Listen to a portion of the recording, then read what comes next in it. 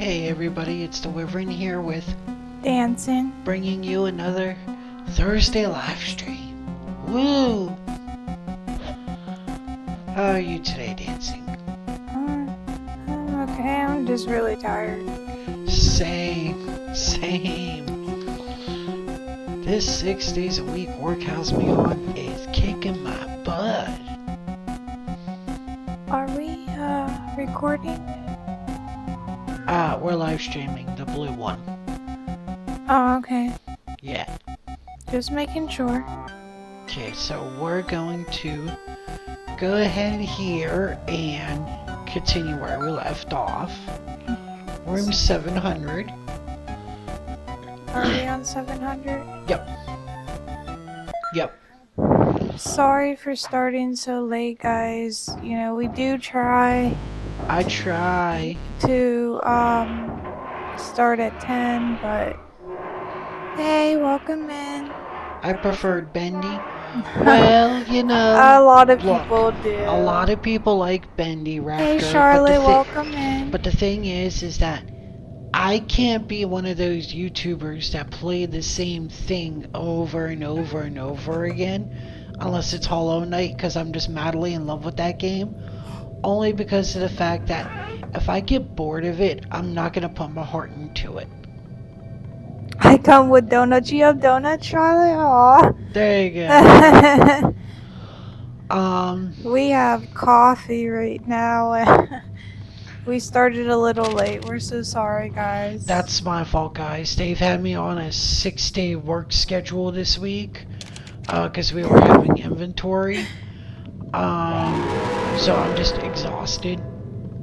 And I am tired myself.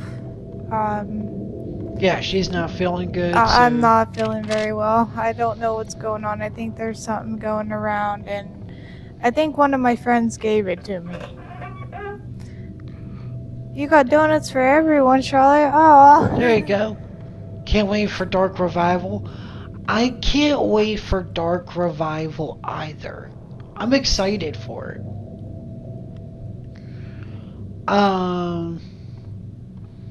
You know, we're never gonna get to this room again. Most ironically.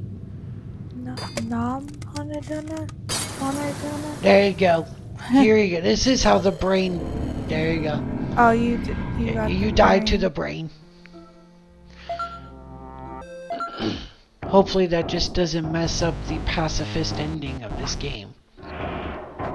That's so nice of Charlotte for bringing donuts for everybody. Right. But no, after we do Spooky, we will be going back to Bendy, because I'm gonna be doing the Dark Revival. Already got all the achievements on it over last weekend, so didn't take me long.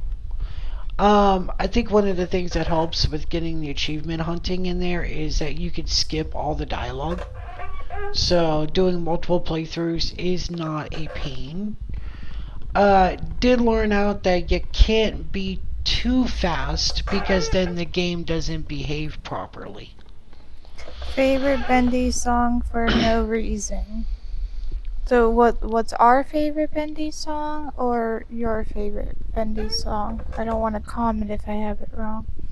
Sadly, I already got to go. I'll be back. Okay, Charlotte, we'll be here. We'll be here. Oh yeah, how was Dark Revival? Dark Revival, I could definitely say getting the achievements was not hard, just tedious. That's how I would say. What did you think of Mr. Ink's demon voice? I hated it. I think that ruined Bendy. I think that the nice part about not knowing I think the best part about Bendy is that he is this supernatural force that all of the ink creatures are afraid of, and the fact that you gave him a voice thus gives him a personality, and it removes that eldritch Lovecraftian unknown that came with him. I hated it. I personally like how Bendy has like 8 different death animations. Oh yeah. So when he gets you, it's very interesting, especially because of the fact that it does feel a lot like Alien Isolation in that point. Where if you're caught, you're killed, and he's all up in your face. What is your favorite? Um,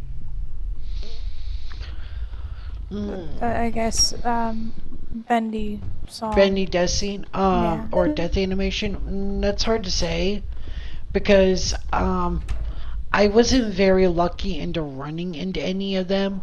I always tend to get the same one, the same three. But that's only because when you learn to speed run a game, it's easy to dodge Bendy. And that's basically what I did was like I basically min-maxed my run and speed run in everything and speed ran everything. It's terrifying because he needs a cough drop, and you can't give him any. Oh yeah, 100%. Like I said, I didn't like the voice on Bendy. When I saw Bendy, he felt like this eldritch force, this Lovecraftian horror that you cannot understand. But by giving him a voice and a motive, you've humanized him. Ironically, in horror, you want to dehumanize your horror. You don't want to humanize it. But they humanized him, and thus you lose that eldritch, unknown horror that comes with it that was so good. Sammy was disrespected. Oh yeah, yeah. I can't believe they did that to Sammy. Um, FR, I feel bad for him. One time I hate Allison. I think everybody hates her. I don't think, Allison, I'm gonna be honest. That's one thing I'm gonna say. I did not like Allison, um, in this game in Dark Revival. And I think it had to do with the choice of animation that and stylization that they chose for her face. She didn't look as ironically it sat in that uncanny valley, like you knew she was supposed to be human, but it didn't feel right. Plus, I felt like she was very underutilized in the story this time. um, uh, Raptors. I mean, what is your favorite Bendy song? Oh, favorite Bendy song? Oh, that's a hard one. Um, I'm gonna be honest, I don't know. Because when you see, the thing is, I learned how to get all the achievements as early as I did. I studied the game as well as all of the speed runs that they do with it. And there is a glitched speed run that you could do with it that messes with the audio. So most of the time I didn't play with audio on. Because once you start speed running it and you glitch the audio, none of the audio cues are useful anyhow. So I actually don't know. In fact, when we played on stream, will be the first time I get to hear any of the audio because I will not be speed running it.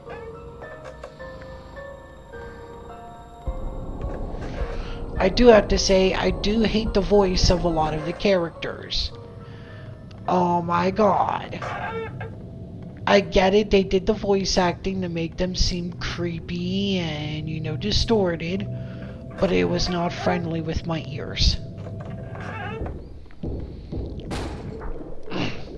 Who now? Oh. Jill.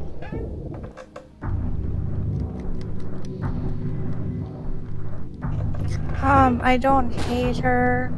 She is a friend. I like how the Butcher Gang had a new Yeah, member. yes, oh my gosh.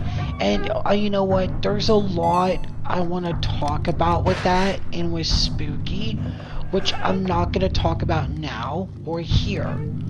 I'm going to leave my. I'm not going to leave any further explanations or any of my personal views on Dark Revival until we actually start playing it.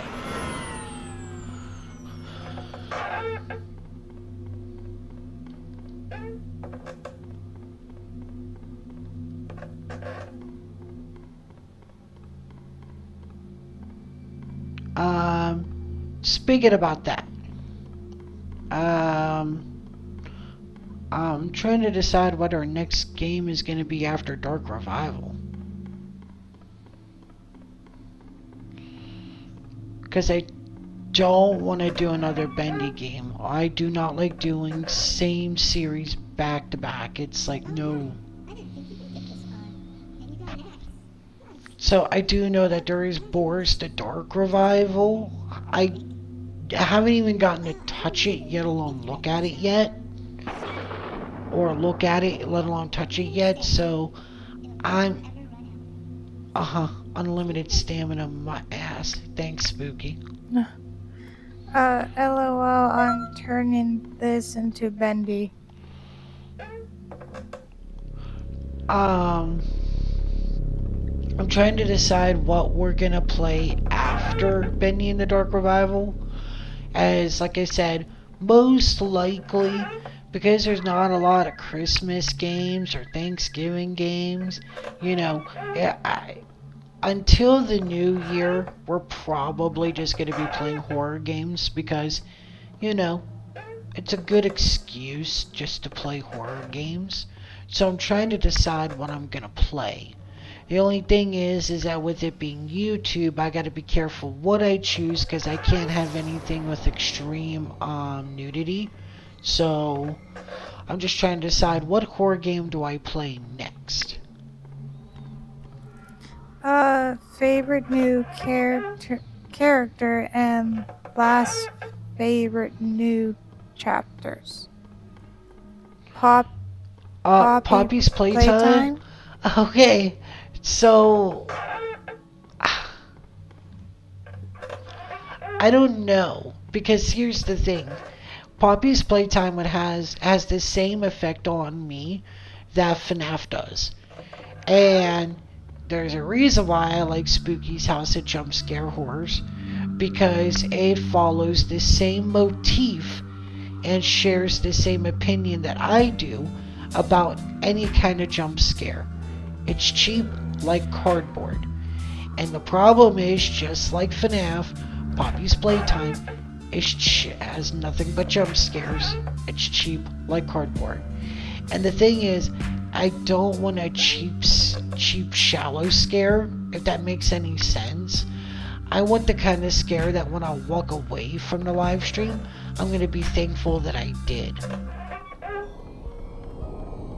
Burger Demon wants to give you a hug. He's like, come here. I want to hug you. I don't want your burgers.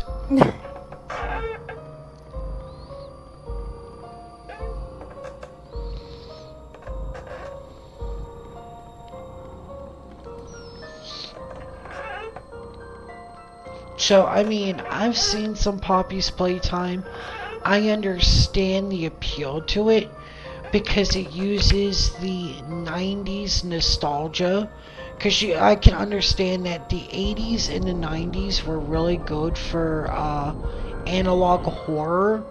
Because it was that perfect blend of I could see what's going on but not too well in that time period.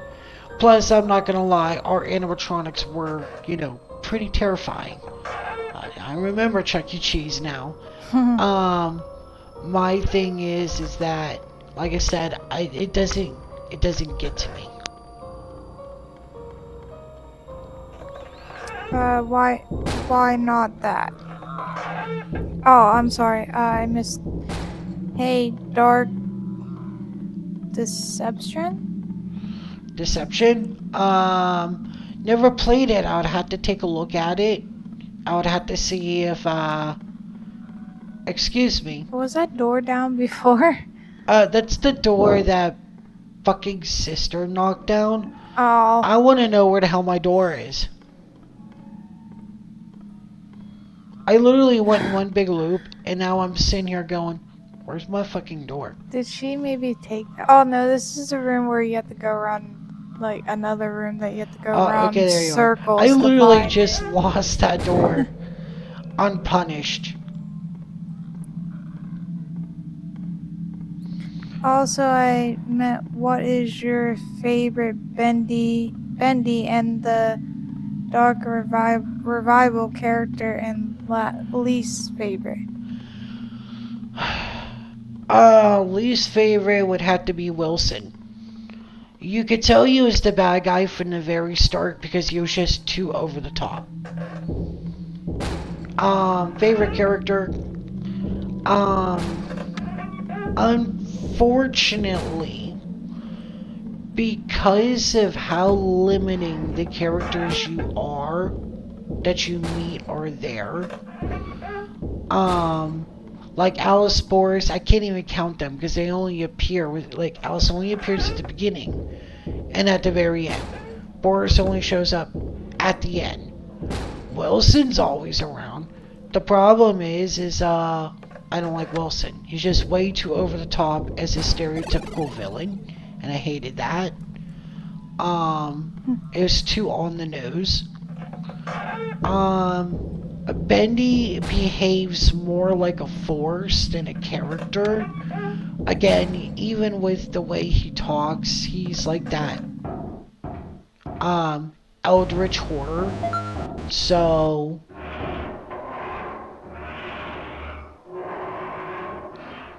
yeah, like a job. Oh, okay. Yeah, that old man, I hate him. I mean, the only thing I would have to say that I like is Wilson's maid. And that's only because of the fact that because the characters are so limited. Well, it's the thing. I mean, there's not really many new characters. That's the problem. There's Wilson, there's your character, which, I'm gonna be honest, I don't like my character. Only because she's not truly fleshed out. She's Joey Drew's daughter, whoop-de-doo. And she was born from the ink. But we really don't understand her emotionally and mentally because the game doesn't give us enough of that. So as a character, I don't even know where our character stands.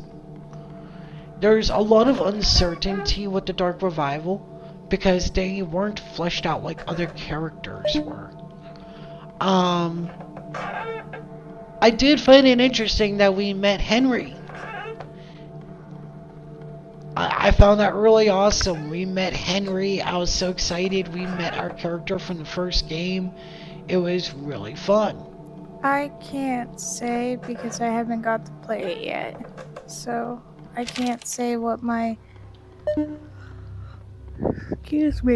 favorite character is yet.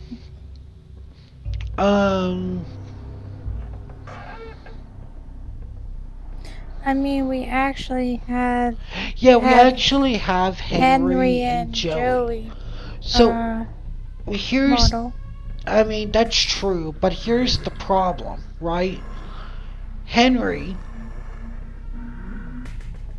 is this tired, old... One, it's not even the real Henry, right? So, I mean, spoiler alert, I was right. Remember back when we played and I said that, oh, you know, this Henry that we're playing as, I bet you it's part of the ink. Well, come to find out I was right. Okay, the Henry that we meet is not even the real Henry. It's a Henry that was created by Joey Drew to continuously torture him for the rest of the days for leaving the company. And the Henry and the Joey that we get isn't even the real Joey. It's only a fraction of the true Joey. And it's only the good, magical Disney side. So, yeah, both characters are extremely shallow because both characters only represent a shadow or a fraction of the true character.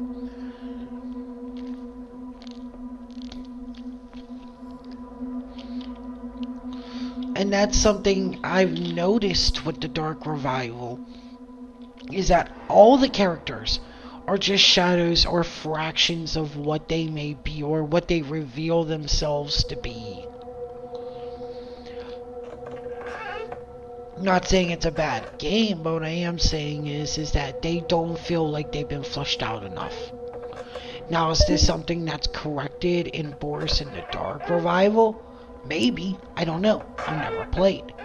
But so far from what I've played, I could say with confidence that I feel like that Bendy in the Dark Revival has been the weaker of the two. They were so focused on creating something newer and bigger that they lost track of what they had. That's the best way I can explain this.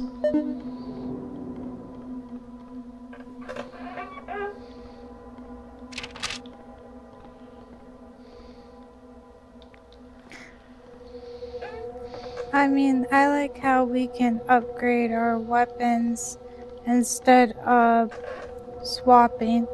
That is nice. I have seen you That do is that. good. That is a good. And you know what? I'm not saying that Bendy in the Dark Revival is a bad game. That's not what I'm saying. What I'm saying is that it's an imperfect game. And that's okay. No game has to be perfect. Even my favorite game, the Sweet Sweet Hollow Knight, is not perfect. Damn near close, but not perfect in the long run. That just shows that they have a lot that they can learn and grow from, and that just gives me hopes that they learn from them, that they learn from their mistakes and grow with with Boris in the Dark Revival. There was a lot of good things that came with the change, a lot of things I didn't like that maybe other people did, a lot of things that are definitely not perfect, but I definitely I enjoyed the game, and that's all that matters. That's how I say it. Did you have fun? Hell yeah, I had lots of fun breaking the game. I had lots of fun playing the game. And with that, I could say that they succeeded in making a really good game then. So, things I like about it, things I don't. Things that we will talk about when we get there. However, Bendy in the Dark Revival will not be a game that I would recommend to somebody looking for a good horror game. Because it's not a horror game.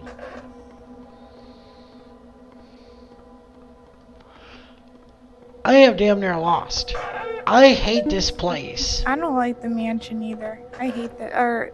Well, we're in the mansion, but I don't like this place. It's like, This is oh, where everyone gets to see that, hey, I get lost easily in 3D video games.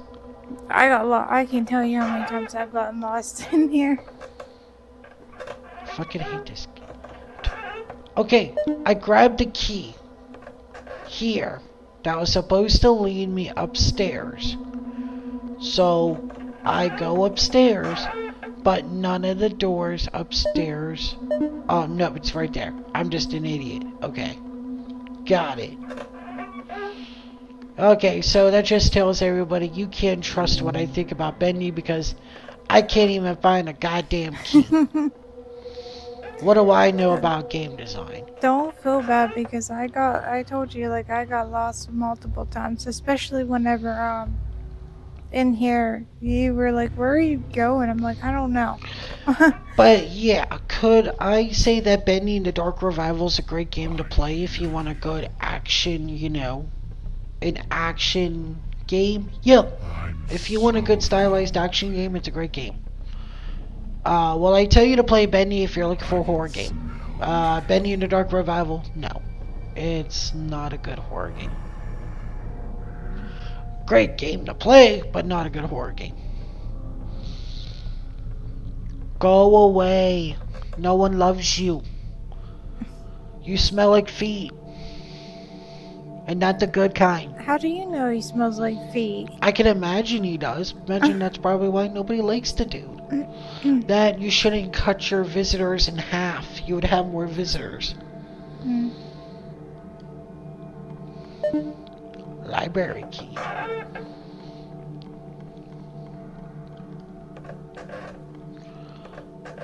Library.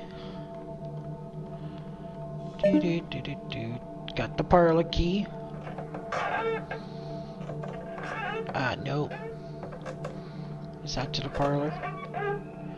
I hate this place so fucking much. I feel like I've gone one step ahead, just get pushed 3 steps back.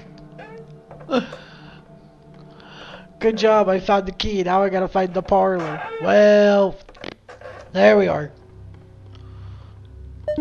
I take my book, please. The problem is you can't even leave the room. If you were quick enough to actually get the book, you get to the door, it's just gonna tell you to hide. I hate this section because it slows the game down. A lot of people like it. You gotta hide. It changes the formula. To me, no. It's boring. And I get lost. And now I have like totally offended everybody now that I said that Bendy and the Dark Revival is not a good horror game. Yeah, and everyone's just like... Everyone's like, I don't know about this guy. He was playing Bendy, he enjoyed Bendy, now he's saying Dark Revival's not a good horror game. I don't know who I'm watching. I wish I had some soup. I wish this guy would stop breathing heavily in my ear. Go somewhere else. Because soup would help me feel better. Like he is gasping. Alright. There we go. Alright, now we gotta go back in the library. That's not a library. I swear to God, I hate this place. This is where my spatial recognition screws me. This is why it takes me forever to beat Ocarina of Time. Oh my gosh. Okay.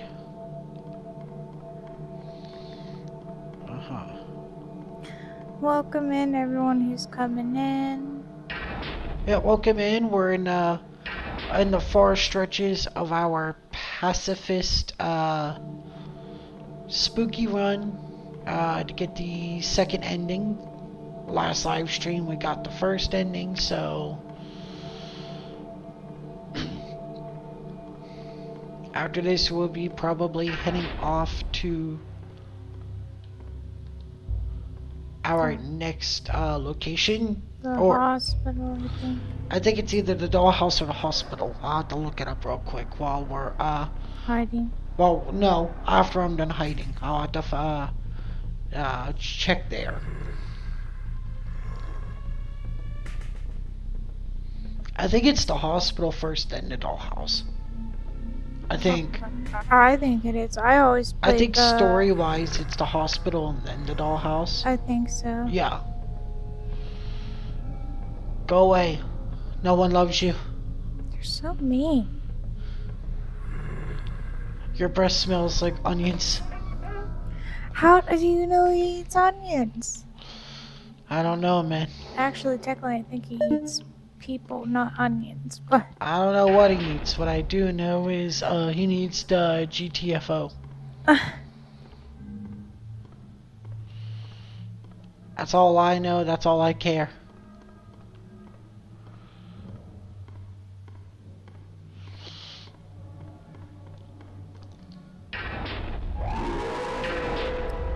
welcome in.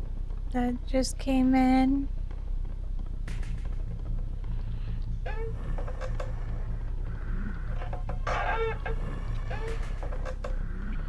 Oh my gosh.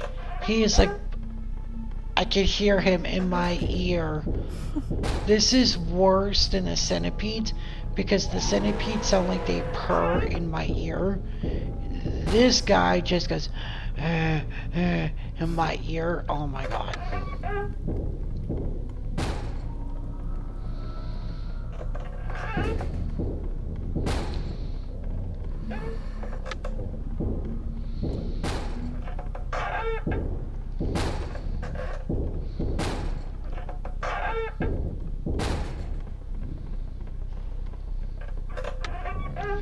Doing this without swinging my axe has been way too easy. Oh my Welcome gosh. in, who just came in. Welcome everybody. We're just playing Spooky here. No, you're just running into a wall right there. Yeah, that's what I was doing. But no, we're playing Spooky. I already got through the axe ending, and right now we are working our way through doing the ending where you're not supposed to use the axe. So If you're not supposed to use your axe, how are you gonna beat the So the game basically, every time you kill something with the axe, including the cardboard cutouts, it records an integer 1 through 30, and then what happens is that becomes part of what's just called your what I like to call your violence level. And if the number of points on your violence level is high enough, the game will give you the axe ending. If not, you will not receive the axe ending. Hey, what's up, Aso? Hey, Aso.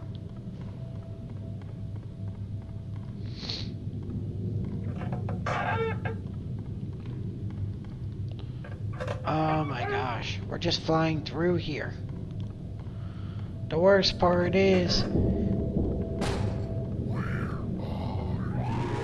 Oh my god, dude, please stop.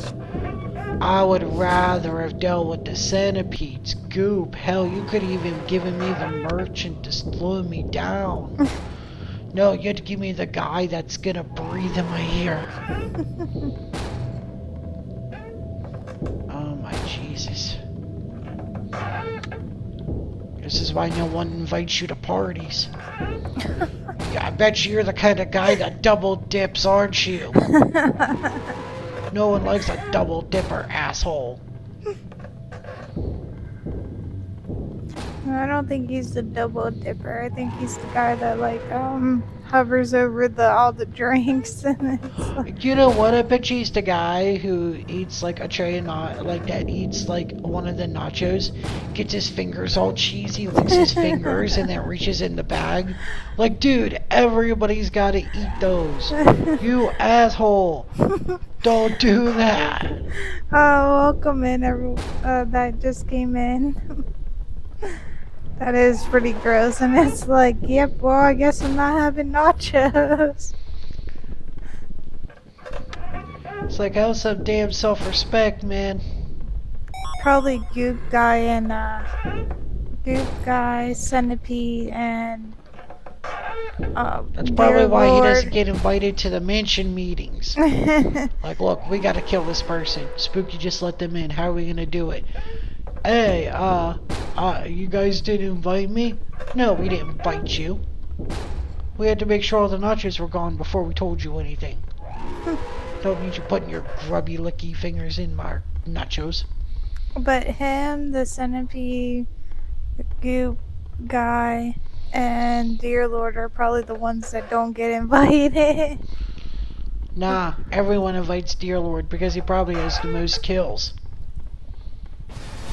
Yeah, but can you They all probably look up to Dear Lord like, Senpai, notice me. Yeah, but I'm talking about like food wise. He wouldn't like No, because Dear God doesn't look like the kind of guy that licks his fingers before he puts them in the nachos. no, he just wants to kill all the guests, and it's like, look, we get that. That's what I think that the only reason why they would not get invited is because of the fact he brings the deer. Yeah. They might have to tell him, like, look, okay, you're invited, but you gotta leave your deers at home. Like, they can't come. I mean, the last time your deer ate all the nachos. But in all seriousness, I think all the other ghosts look up to dear Lord. Like he's so cool. And Goop Guy, like, A I goop's not think, allowed near the punch. well, I wasn't gonna say that. I think Goop Guy wouldn't be allowed, like, nor anywhere near, like, the food in general. It's like, oh, really?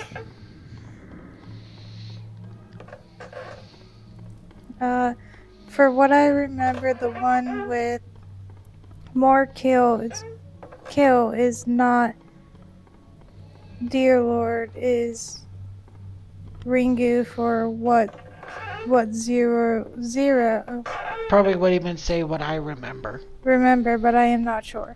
I'm gonna be 100% honest. I'm not 100% sure.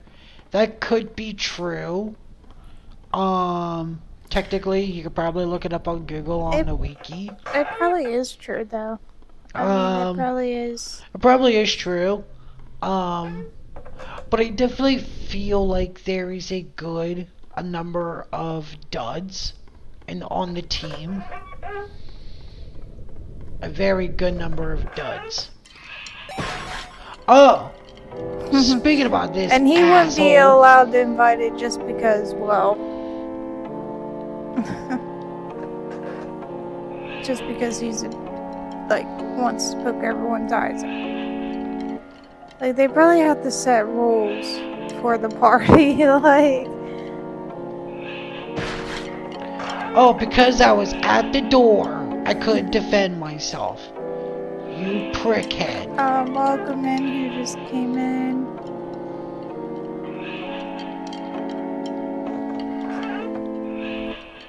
You know, I joked when I said I'd rather deal with you.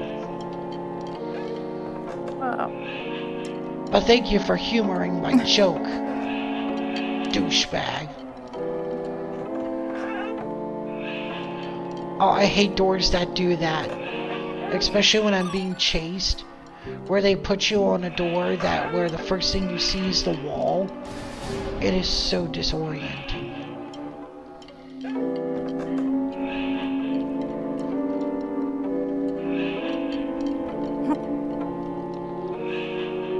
I am an expert at this. This still throws dancing off. Oh my goodness. She's like, how the heck do you know what you're doing while you're rotating like that? I've gotten a little bit better though from last time. Ow, asshole. But he still ends up getting me. Like, Every once in a while, like you got. It's not that bad though. It's just really the fact that, because I'm rushing. Which I don't know why I'm rushing. Like, we're definitely going to finish this. We're definitely going to finish this playthrough today. I mean, we're not even an hour in and I'm already on floor 900.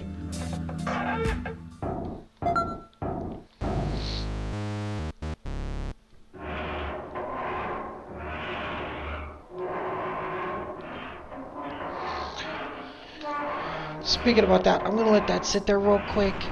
I'll be right back.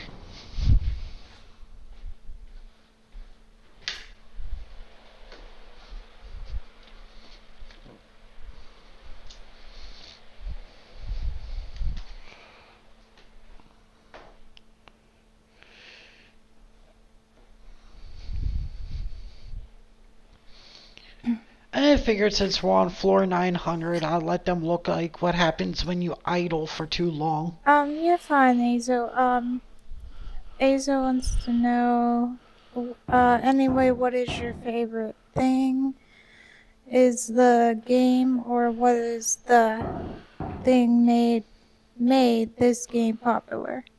So probably the thing that made this popular, in my opinion, is a combination between the aesthetics and what the game actually is.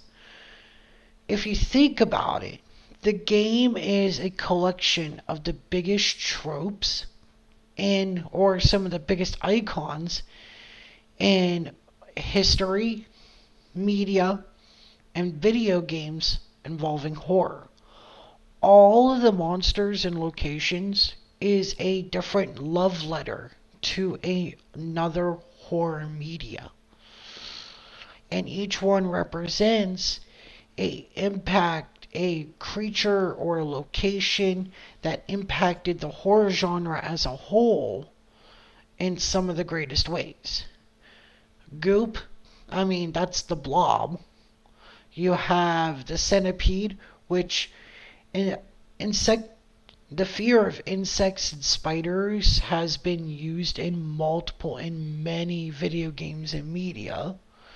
You have Ringu, which, if you don't know where Ringu comes from, then in the Mhm. year of 2024, I don't know what to tell you. Um, Welcome in who just came welcome, welcome. in. So the thing is, there are so many things. It's basically a love letter to the horror genre. And I think that's why a lot of people enjoy it. And I think really that's why. It's the Sorry. only game where you can run away from Ringu. All like it's the only known piece of media where Sadako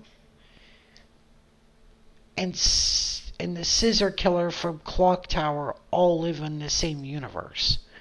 It's literally like a multiverse for horror, and in a way that it writes a love letter and respects each one of them. That's what I love about the game. And they combine it with a sort of disjointed expectation, or by throwing your expectation out the window by having this very cutesy art style, which works, especially when you run into monsters like Dear Lord. Because if you compare Spooky to Dear Lord, they're not drawn and designed the same. So you see Spooky, it gives you the expectation of what kind of horrors you're going to run into. And then you run into Dear Lord and you're going, oh my god, what did I get myself into? It breaks your expectation, and that's a good horror.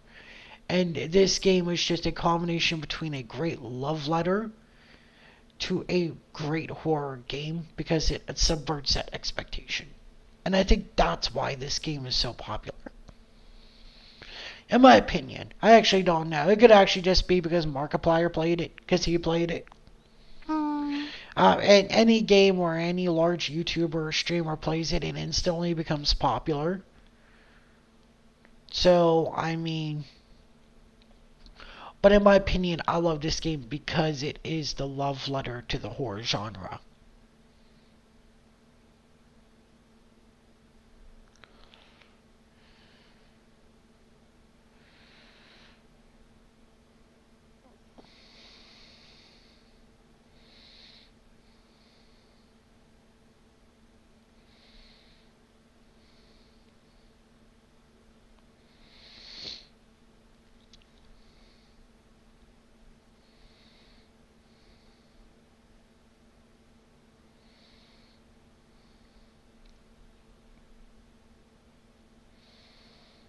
Welcome in who just came in. He's just looking to see Um, what comes next, and then we will. it's not really about what comes next, actually.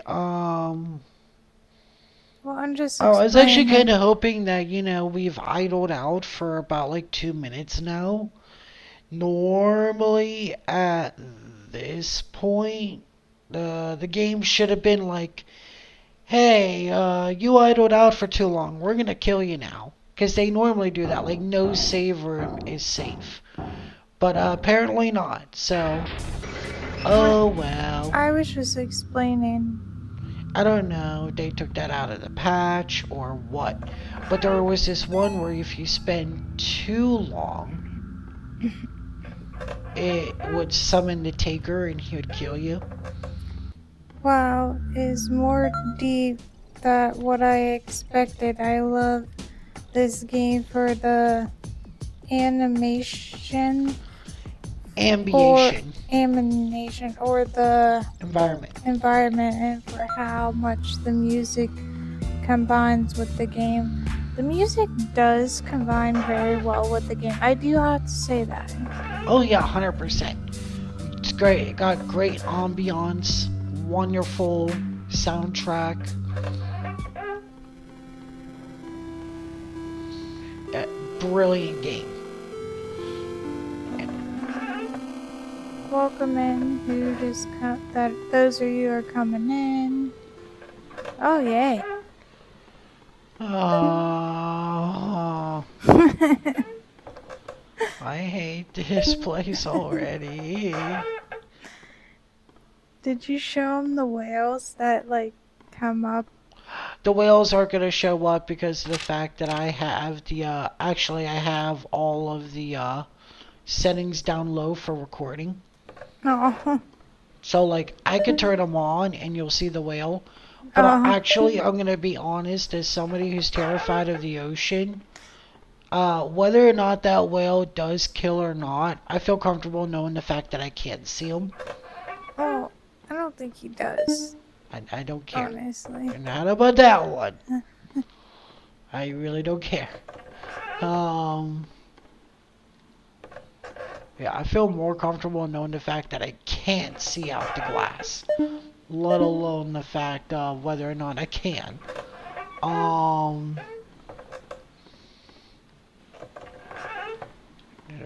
There we go. I got my lantern.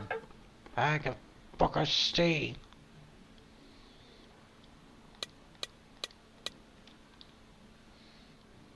Oh my god. Okay.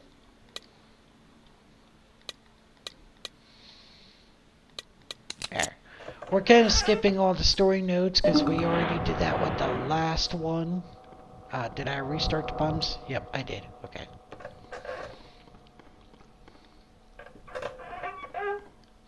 Now we're just gonna find the metal door. There's a metal door. And now my lantern got snuffed out, because of course it did.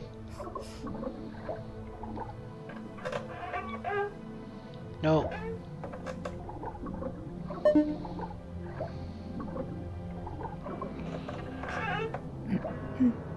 Anyway, what is the most big difference between this version HD of game and the free game?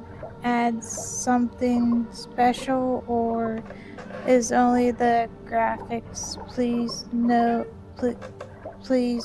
spoiler. There is a huge difference. And without giving spoiler, the HD version not only has access to achievements. If you're like me and you're obsessed with achievements, that could definitely be something for you. Its graphics are not only better, but also because of the fact that the HD version actually has access to Hey, welcome in, Sonic. Sorry. Good. The HD version has access to exclusive DLCs that we will actually be playing here after we finish the main game. So, if you don't want spoilers or you're playing for yourself, I would recommend that this is your chance to turn around now.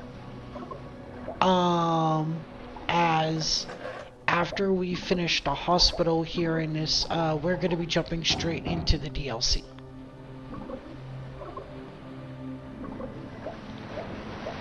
Oh shit! Oh no! Did I actually see her for the first time ever out of the water? Was that a bug? Or that was probably just a splashing on the water. Sonic said I'm playing a game on my phone called Souls. Oh. Excuse me. What? That sounds fun to play. It's 2D. What do you mean it's 2D? What are you talking about, broski? What? You probably missed a pump somewhere. Am I stupid? Let's not answer that question now. Oh, because the door is... Oh, that's so weird. I've never had it like that. Whoa. That's crazy. First time for anything, I guess. How is Souls?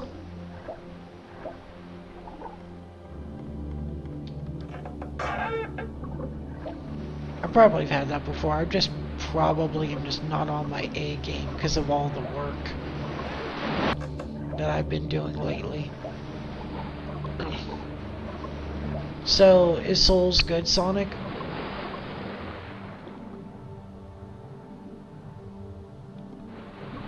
You're an idiot. Just swim on by. I've been bamboozled. I'm the idiot. Away. Oh, leave my barrel alone. This is my crate.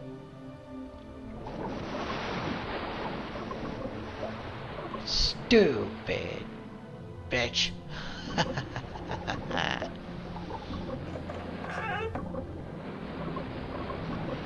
Excuse me. Go through. What?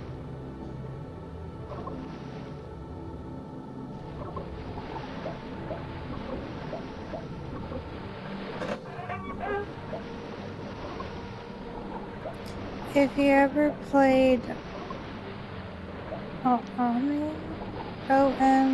OMORI Souls, Omori? Okay, Souls. gameplay is like that with plenty of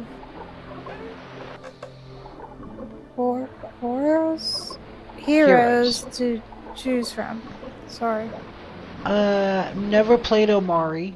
I know how Omari operates, and I know the story of Omari, but I never actually got to play Omari.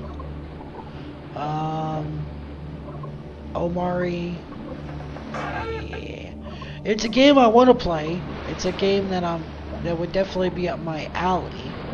Very sad story, very good game, but never played. However, it sounds like Souls would be a lot of fun. I tend not to waste a lot of time on mobile games because it seems like that. Well, here's the thing. One, I'm not going to pay for a mobile game. No.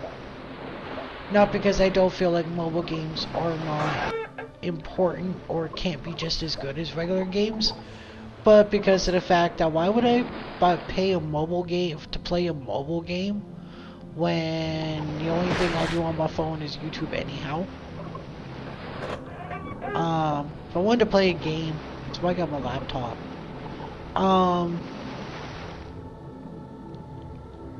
But I'm glad you're enjoying the game. I'll definitely have to actually get some gameplay on that.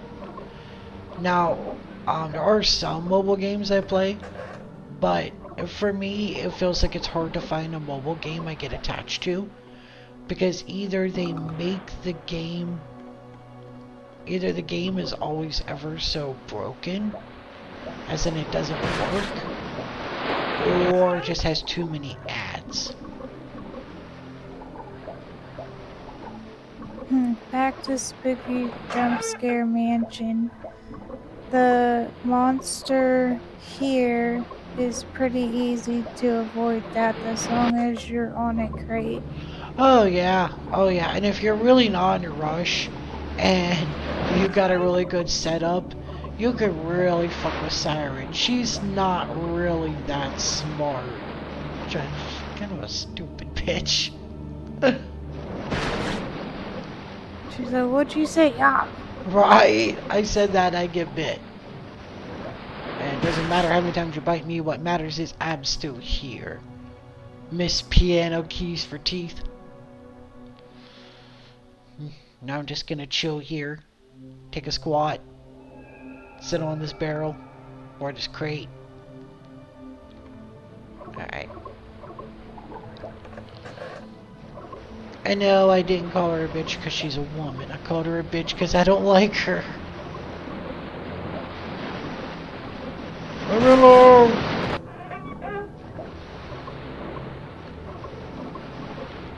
You're as bad as Jehovah's Witnesses. Leave me alone. She's like, have you ever heard about our Lord and Savior Ariel from The Little Mermaid? I don't believe in mermaids.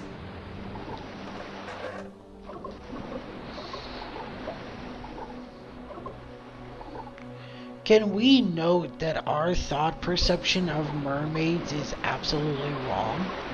And that mermaids would not be as beautiful as we think they would be? Like, I'm pretty sure that any creature, primate or not, evolved for the ocean would not be as beautiful as Disney or anyone else, you know, any of those kid programs make it out to be. I'm pretty sure mermaids would be very terrifying looking and very ugly.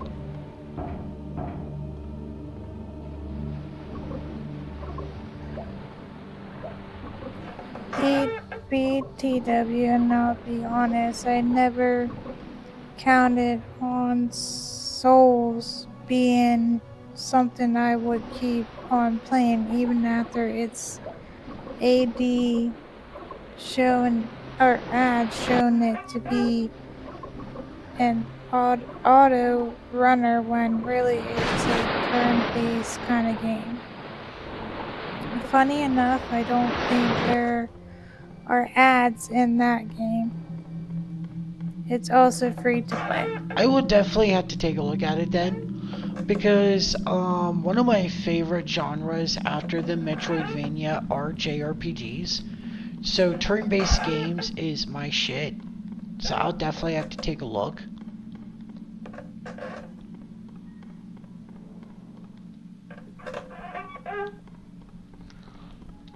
Remember when people, oh my gosh, just speaking about Siren, does everyone remember how the internet shit its bricks when, the live action Little Mermaid came out and everyone was arguing about her skin color?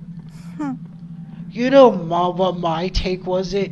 Everyone was complaining about her skin color. I'm looking at it like, why aren't you guys arguing the fact of why she's still beautiful?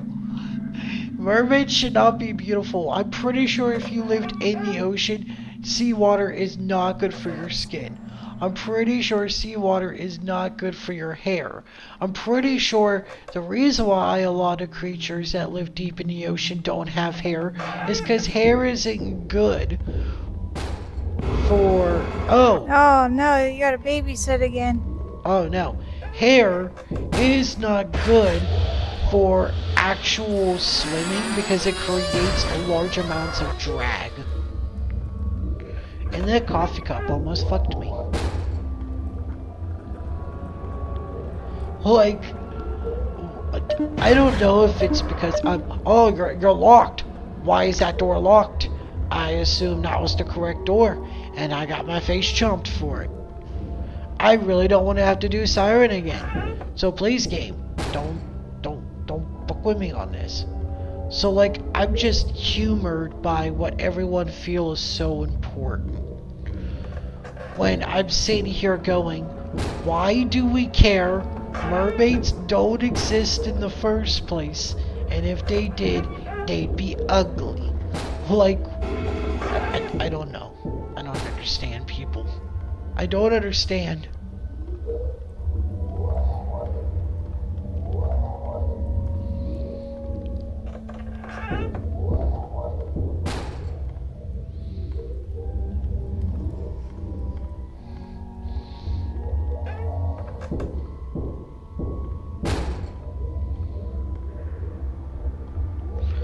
However, it doesn't even bother opening the door, it just kicks it down like... I don't even think he's kicking it, I just think he's walking into it. Like, he just weighs that much, he just walks into the door and flops through. However, it is interesting to note, that, and I did not know this, until recently, most polar bears are left-handed. And that is because most left-handed creatures actually have better aquakinetics, which means they understand their motor functions in the water better than most right-handers.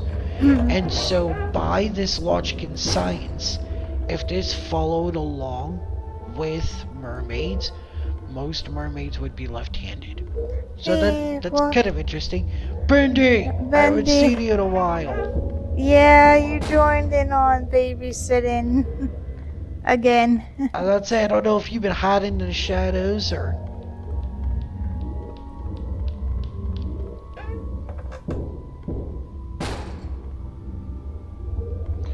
Oh my gosh.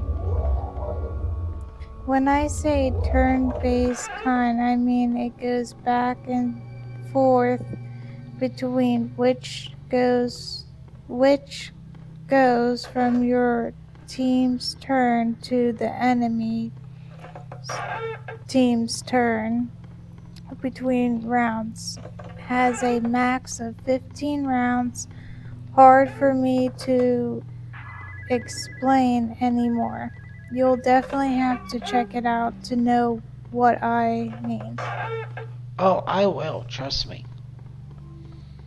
I didn't realize it was Thursday. I lost track of time. Don't feel bad, I do too. Dude, I'm gonna be honest with Uh, you. I worked 6 days this week. This is my only day off. I've lost the keys twice this week.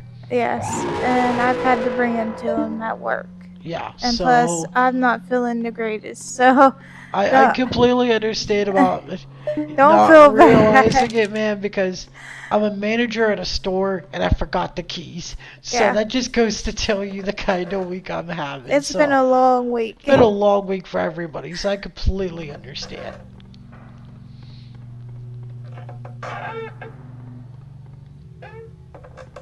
I know what I can get them. They make me feel better, and you're gonna laugh at me after live stream. You're blanky. Well, besides that, a cup of tea. Why would I laugh at you? Cause you always laugh at me when I get tea. Well, I Cause mean, you're like, what are you, British? Like, maybe I like tea. look, I have to. I have to make fun of you. That is part of the job description of being your fiance. I have to love you, I have to honor you, I have to respect you, but also I have to be the pain in your neck. Pain in the neck's about right. Oh, good guy. It's Gooby. Goopy. Anyways, figured I watch while I play. Yeah, no Hey, problem. that's no problem. Oh no, I just realized we're not gonna be doing the DLC here. Cause then now we have to get the prank ending. Oh no, it's Well, you still have to get the good endings. well. There's only 5 floors left in one boss. What do you want me to do? That's not what I'm talking about. There's literally an ending for running through the entire place without having enemies. Well, that's what Bendy said. No monster mansion is going to be really funny. Oh The my, goop is here for one last show. for Yeah. one last showing. Yeah, because that's actually, unless you guys want to see endless mode, this will be the last time you see the goop. And probably Dear Lord too. Yeah. Yeah. In fact, the only creatures that you guys will probably see repeats of is the Taker 731 because no, this would be the last time too because he doesn't show up on the Mm-mm. prank ending. Oh my gosh. Oh.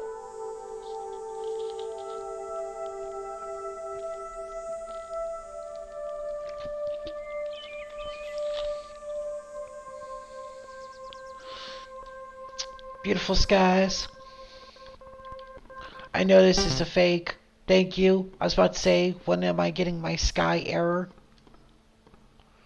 Well, you made it. Yep, I made it. You look so disappointed.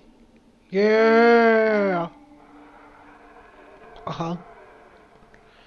Uh-huh. Yeah. Uh-huh. Everyone's passed Yeah. the final test. Prove your Yeah. dedication. Yeah, dedication or something. Got it. Take to the I wonder how many de- creeps have played de- this game and tried looking up her dress. What? I was reading Bendy's call. What? I'm pretty sure some creep out there, because you know, creeps have to ruin everything. Yeah. I'm pretty sure somebody's gone underneath there and be like, I can't see nothing up there. Like, I was reading Bendy's comment. alright. I just heard the last little bit of that and I'm like, what? Yeah, I just wonder, how many creeps ruin video games? I'm just saying it's a good number. Alright, for the one and only boss battle, I actually died to him the first couple times I played this because, like, I was trying to get a feel for him, and then I accidentally axed one of his attacks, his fireballs, and I was like, oh, this is just Ocarina of Time. Okay. Come on. Oh, buddy. Oh. Excuse me. Quit T-posing for your dominance and just fight me.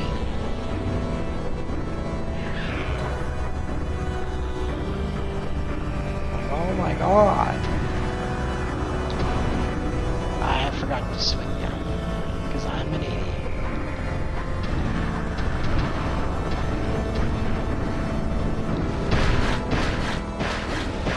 He took forever to start doing it. I'm like, quit T-posing and just fight. He's...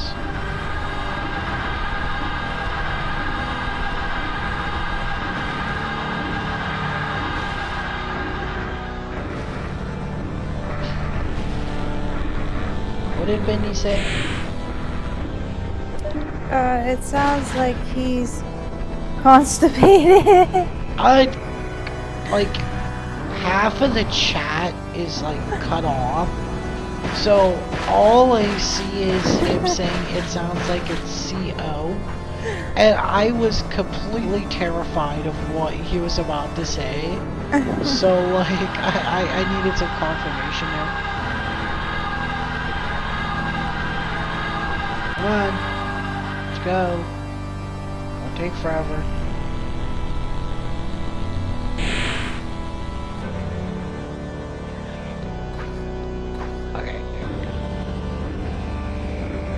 I need a button that allows me to T-pose. I'll T-pose for my dominance. Stop T-posing and fight me like a man. With a man with no skin. Let's do this.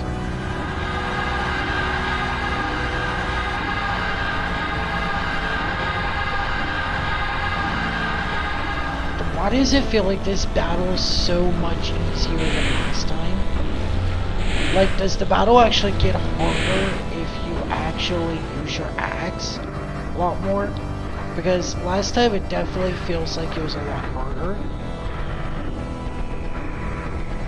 I need some confirmation on this, or is this just me imagining things? Because this definitely seemed a little too easy for me. I mean, it's not a hard boss in the first place, it just still seemed very easy. Well, you died. I died. In a pretty Yep. tragic way, too. Uh-huh. Just tragic enough for you to become a ghost. Yeah, it became a ghost. Good job, Awesome. by the way, making it this far. So Yeah. buckle up, soldier, because now I finally think we have enough troops to invade. Invade?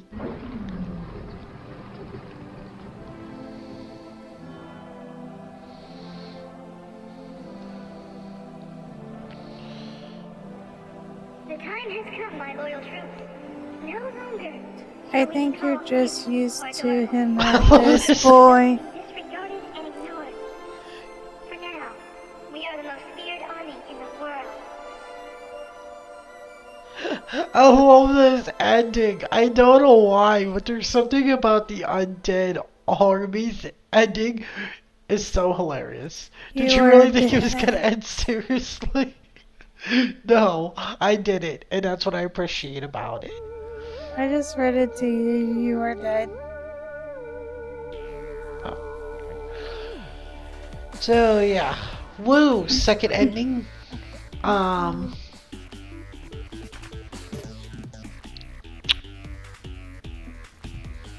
three, yeah, so like, this is amazing.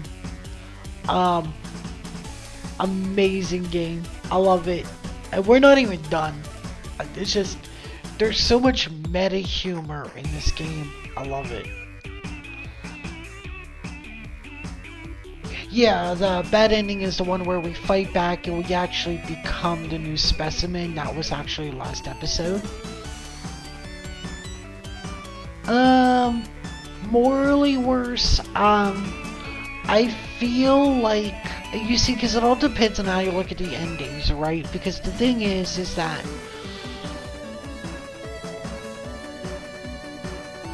yeah, you became an actual specimen, but the question is now, where do you lie? What's worse to you, right? And I think that's what I like about I like about these endings, is that they're not, at least I don't mark them as good ending or bad ending. I mark them based off of what do you see as worse. Because, I mean, yeah, you died, but now you're in an army. You have your freedom. Now, there's also the one where it's like, oh, I never actually noticed that. My mother, special thanks to my mother for dealing with me and believing in my silly video games. That's so heartwarming. But it's about all what comes worse, right? Because you have the axe ending where now you are a specimen. You're alive, but you lost your freedom.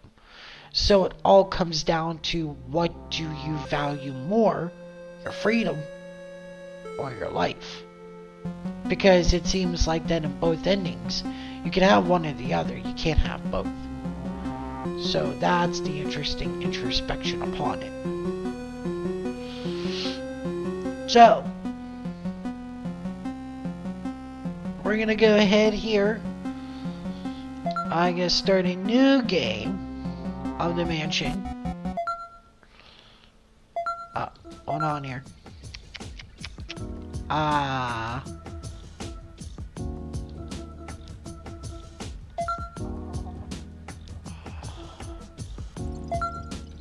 We gotta turn off the specimens and off the jump scares.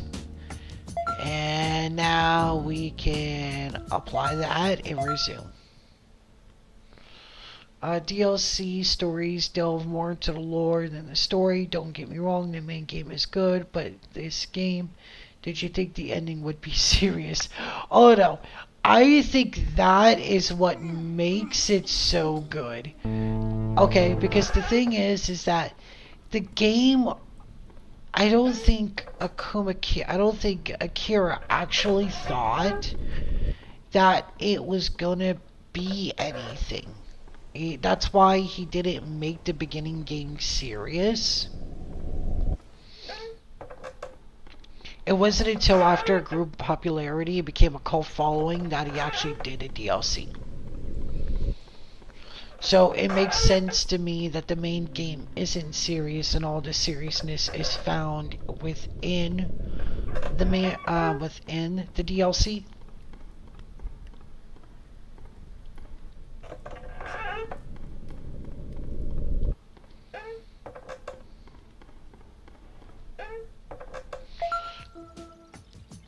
Yeah, we're gonna do something real quick, because I don't want to have to do 2 of them.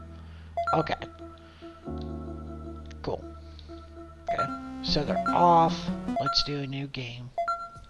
Recheck the options. Okay. I didn't know if okay.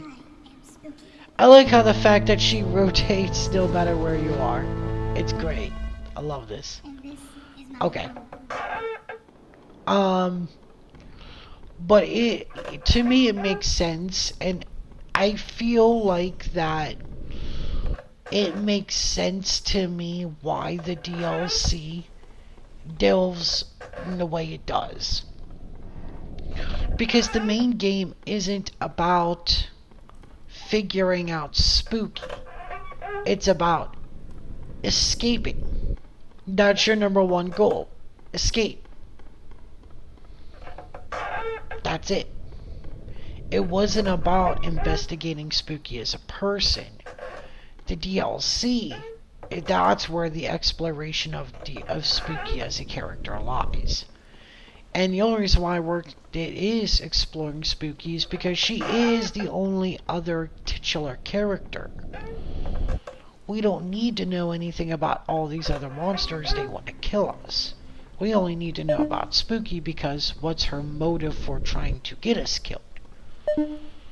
So it makes sense to me that the main mansion has nothing to do with Spooky's backstory, but the DLC does.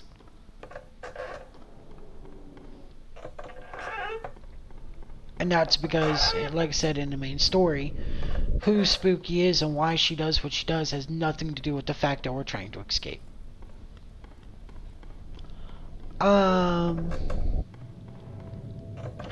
So yeah, we got 1,000 floors of nothing that we have to get through. So while we're getting through them, anything anyone wants to talk about besides Bendy and the Ink Machine or Bendy and Dark Revival? Because like I said, I have thoughts about Bendy, but we'll talk about Bendy when we actually play Bendy.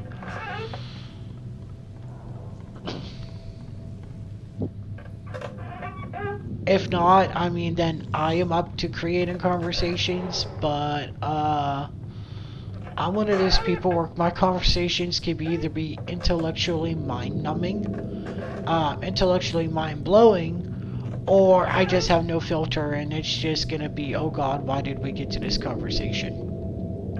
So...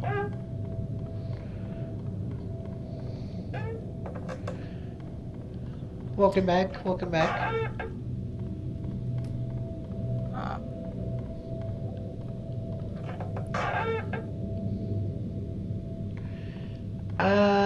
Yeah, you're in about 10 minutes.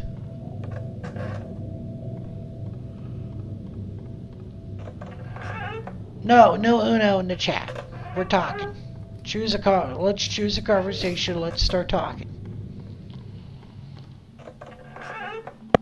No, I meant can I go? Hmm?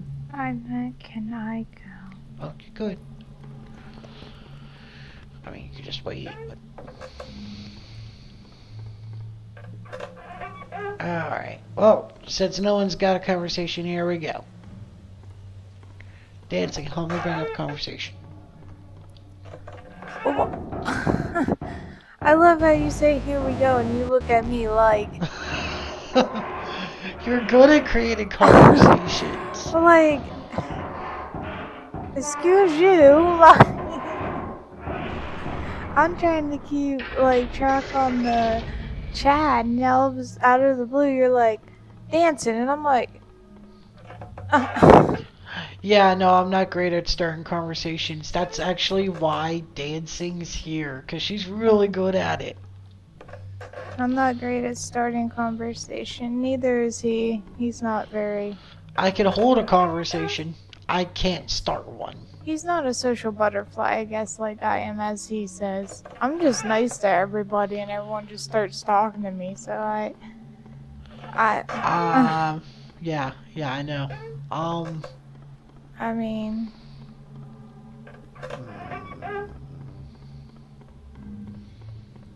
Everyone's just afraid of you, that's why they don't. Man. I usually just add on the current one. Yeah, I normally just add on myself. I normally contribute to a conversation, I don't create them. I completely agree. Alright then.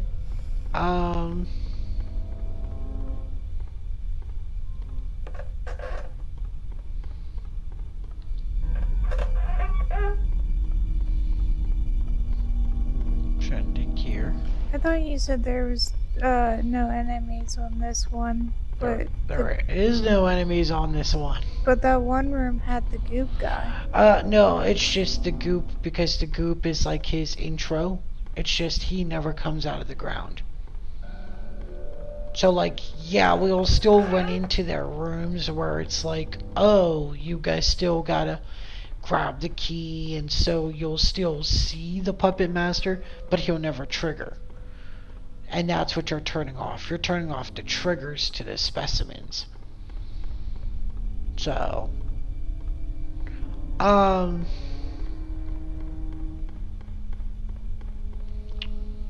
well, here we go. Because we're gonna be doing Halloween or scary games for the rest of the year. Because I can, and I'm the boss. What do you guys want to actually see afterwards? Yeah, I have Pokemon challenges I can do and stuff like that, but is there other games you guys would like to see on the live stream? Because I do have games like Don't Starve. I have a lot of, I'm trying to get Cult of the Lamb. The is that Iron? Lore. The lore that no monster normally spooky gives you violent specimens when you aren't looking. She forgot here and won't admit it. That's it. My gosh. Okay.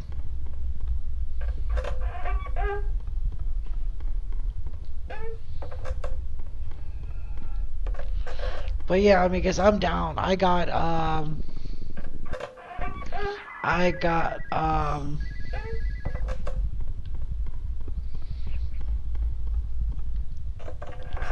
Don't Starve. I'm trying to get Cult of the Lamb. I got my Pokemon challenges, but You have Resident Evil too. well, what I mean for is after, you know, the new year, because I'm not going to be just live streaming horror games.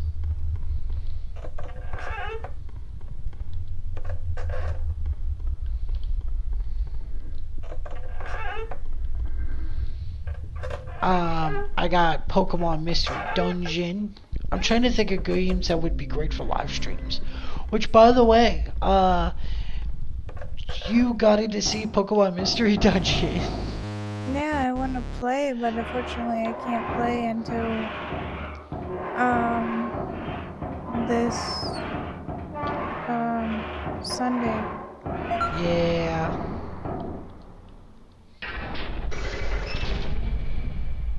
She's enjoying the idea of little Pokemon running the whole town. They're cute.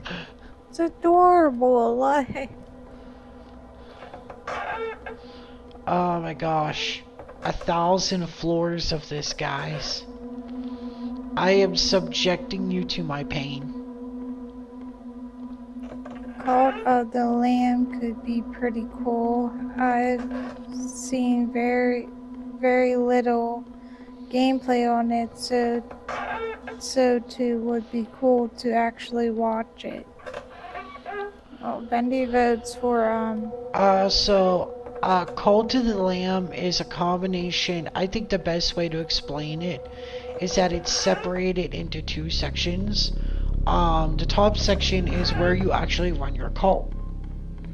And you run your cult, and you're all just a bunch of cute and adorable looking animals and these little cult outfits, and you basically run the town as if it's Animal Crossing. Have you ever played Animal Crossing? yeah, until I got lost and I lost all my progress. And how do you get lost in Animal Crossing? No, I saved it Oh, on you lost your save file. yeah. Oh, okay. So I'd say, how do you get lost in Animal Crossing? I didn't get lost in Animal Crossing. I just You lost the save. yeah. Okay.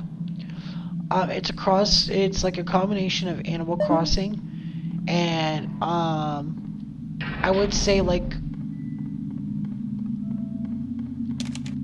Diablo or God of War, where it's an action fighter game in the dungeons, and it's all randomly generated. So, really great game.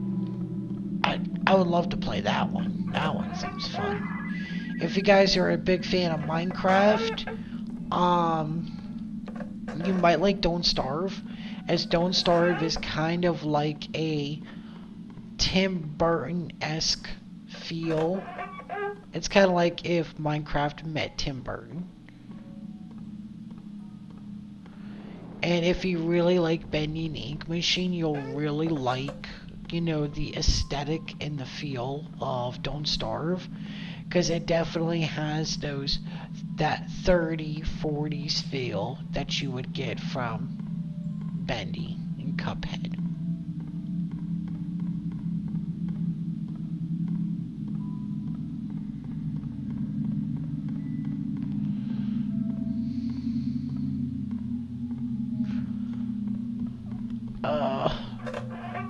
I am subjecting myself to this pain. All for a joke.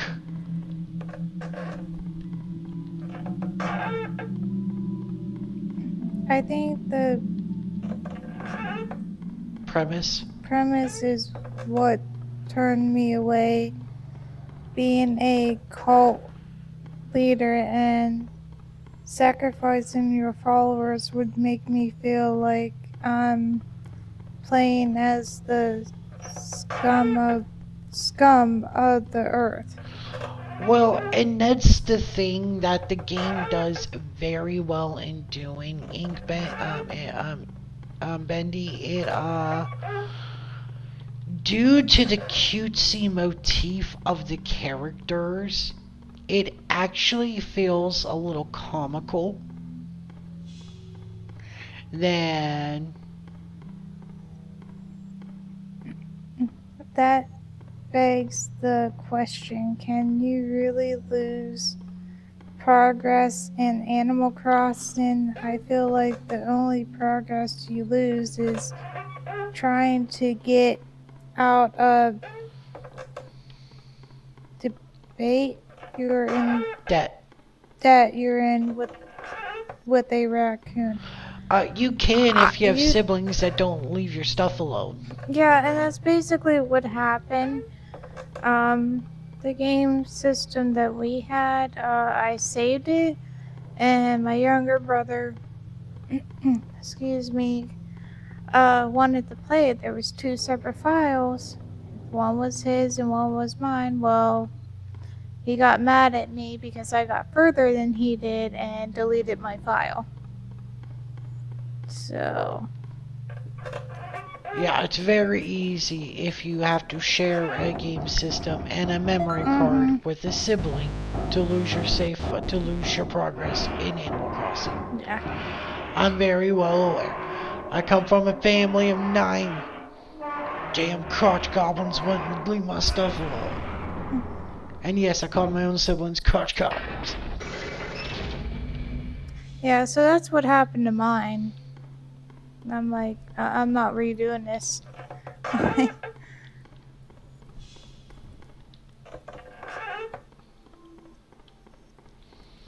But no, ironically, you don't feel like scum when you're playing in Call to the Lamb, because all of the characters are just too cutesy. Yeah, which brothers? His brothers or my brothers? Your brothers sound like a little demon. The era we live in now. Because he has brothers and I have brothers, so I was just wondering what... He was probably talking about your brother. Oh, my brother? Oh, yeah, definitely. He was definitely a little demon. I swear. But I have 3 brothers, so my younger brother, my little brother, yeah, he was definitely he was a little demon. He should have been in Resident Evil or one of the horror games. I am the horror game. Yeah, that's probably what he was thinking.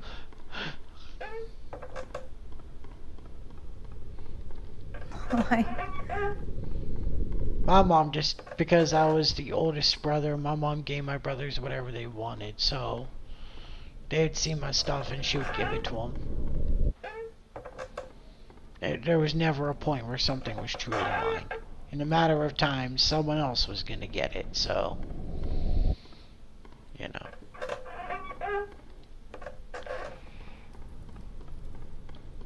Nah, I split. You're wrong. I spelt.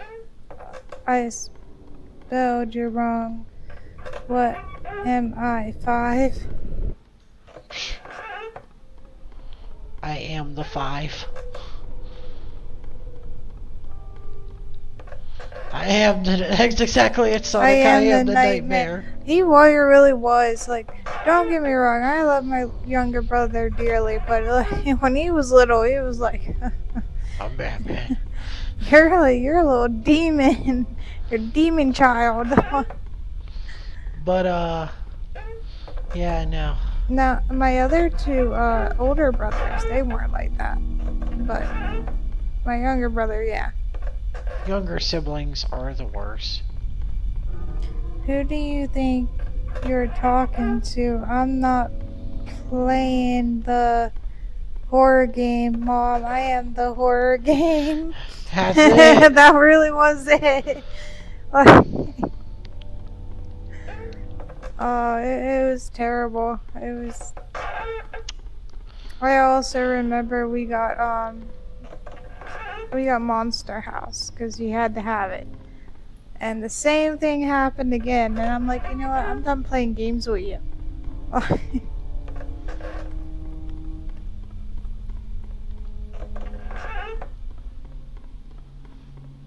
Are you really gonna enforce me to do this again? Oh my god.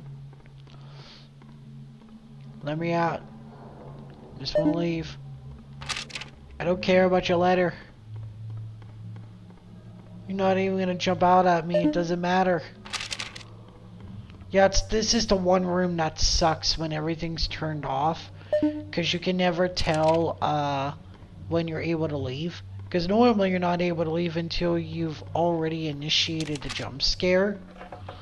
But because the jump scare doesn't exist, when everything turned off, you kind of just have to keep checking. Let's go.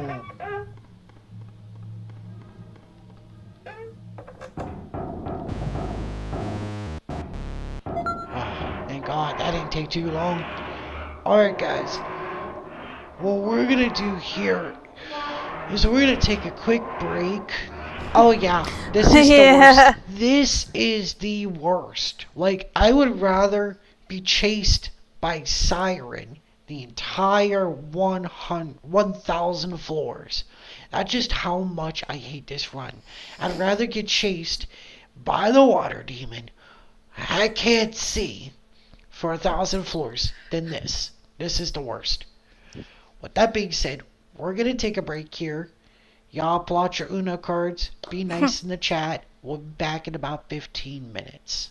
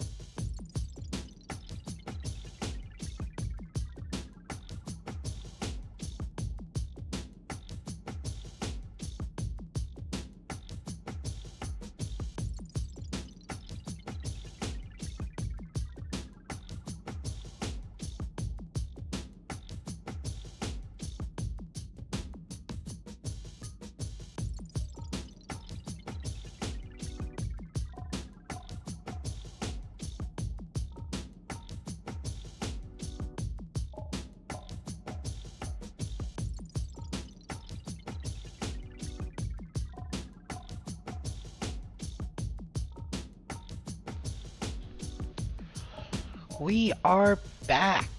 Sorry that took so long, guys. Alright.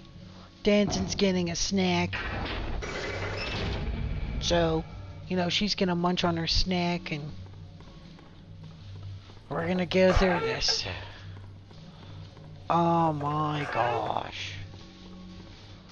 No, that's 100% true, Sonic. At least if this was hell, it'd have some form of stimulation. May not be get a good stimulation, but at least have something. It's like, yeah, we need to, like, make this more exciting. Well, we need some conversations. So... Oh. We're here. Okay. It's gonna be so awkward not having, So, one thing I got wrong, right? So, apparently Bab... God, I hate that name. Apparently Bab is not a sister. That's my fault. There's a couple rooms I didn't get to see. But apparently, the religious undertone is not that she is a sister or a nun, but she's considered the mother of the cult. So if we were to call her anything, she would be called the mother. So, not the sister. But, I mean, to be honest, that sounds even more threatening. The mother. What is she gonna do? Get her slipper?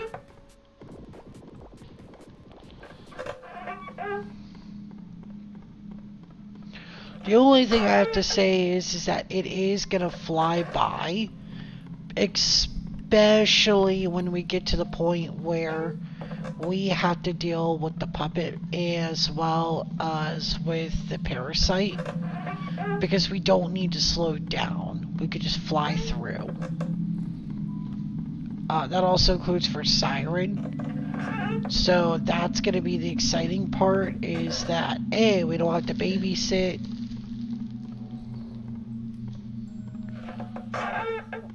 And she almost lost her pumpkin cookie.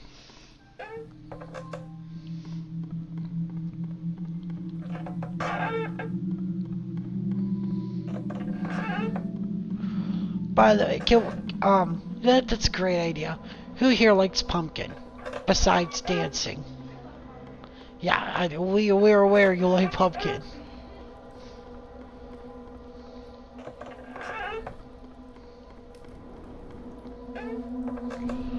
But like, just out of curiosity, who here actually likes pumpkin?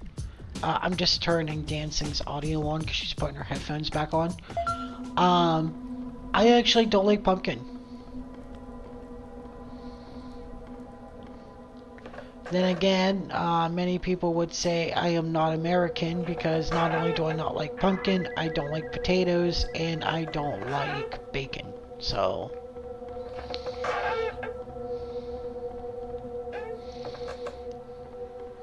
Mother's here. Yeah, what the chancellor. That's funny. Oh, I hate these rooms. Okay.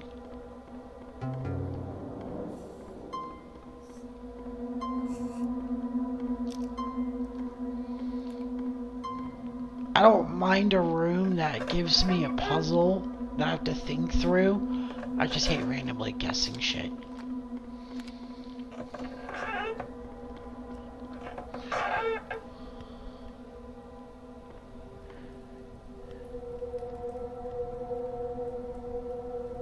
Oh, really? I've had like everything on this pumpkin, like pumpkin coffee, pumpkin creamer. Yeah, like in the United States, everyone gets crazy over pumpkin this time of year. Pumpkin latte. I hate pumpkin. I also hate anything with mint and chocolate in it at the same time. So peppermint patties, mint and chocolate chip. I just don't like it.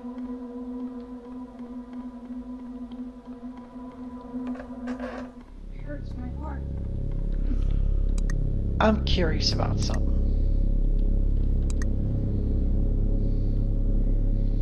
Fatality 144, 144, 45, 89, 172, 193. So actually right now, because that was a question I had, because it was brought up by someone earlier, what specimen had the most kills. As of right now, as far as I could confirm, because not all specimens show on the system, yeah, the merchant actually has the most kills with almost 200 at 193. That's amazing. I hate the fact it makes me have to go through these story plots. The maze room should count as a specimen, right? Shall grant you a gift for your progress. So just keep going. I just read. Oh no, he just popped up again. It probably doesn't show up yet, which is. I had the pumpkin spice frosty from Wendy's. It was actually pretty good, right?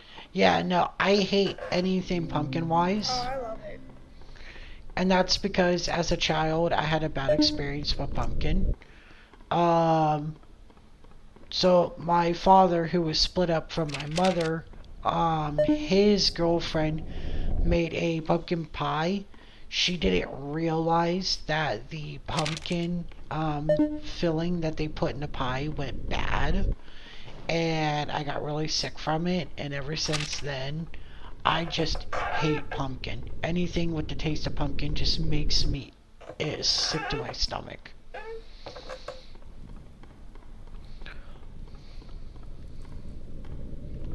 Yes, the merchant is dangerous. Not only for your wallet, but for your eyes.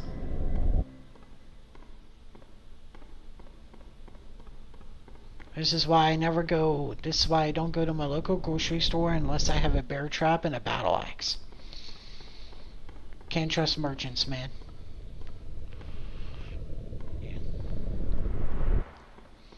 War criminal. It's hilarious.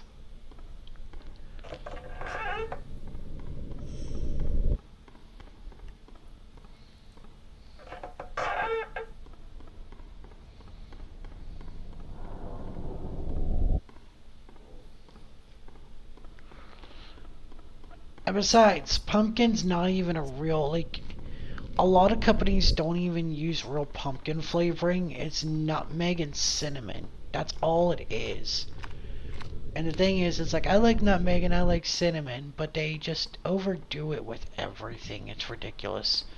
It's like the same argument I have with mint chocolate. That mint is good. I like mint. Chocolate is good. I like chocolate.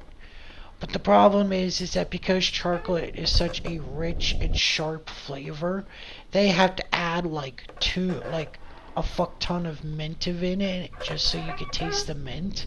And then at that point, it just feels like I'm eating toothpaste with chocolate in it. Which, if I wanted to eat toothpaste, I would just eat a tube of toothpaste. You're just not American, that's all it is. Oh, I'm not American. Bite me.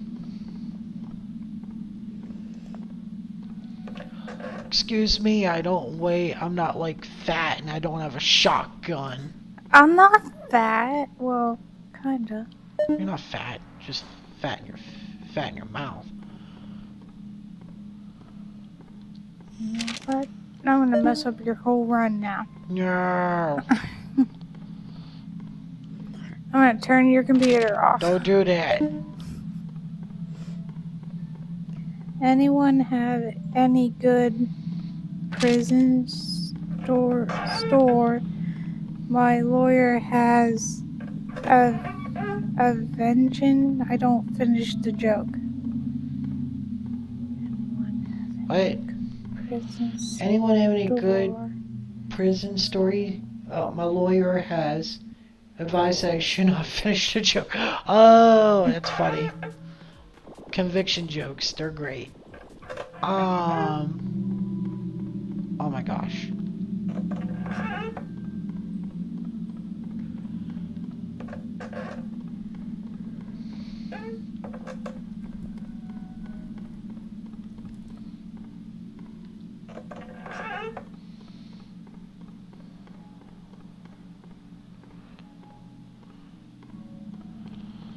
I know this is like the worst part. We probably have like 3 viewers at the moment because we got like the worst playthrough going on right now. And people are just here waiting to hear what unfiltered, batshit crazy fuckery is gonna come from my mouth.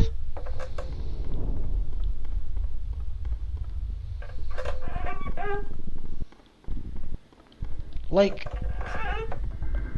this music in my ear, it sounds like either the whole mansion is purring or my character had one too many burritos. Because it either sounds like either like a really disjointed purring or he's just ass blasting a storm out here.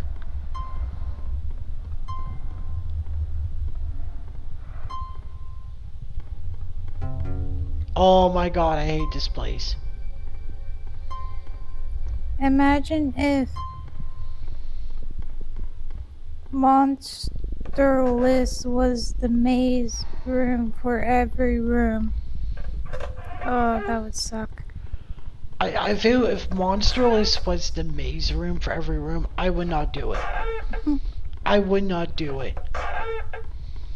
I'd be like, if you want to see this crap, go somewhere else. Because I cannot go through 1,000 rooms just randomly picking doors until they're right. I'll go damn near crazy.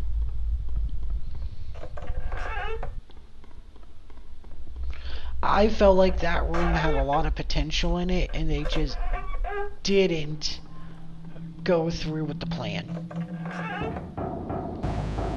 Yeah, you had that Taco Bell, man. He went to Taco Bell before coming to the mansion. Oh, He that's probably gonna suck to be did. him.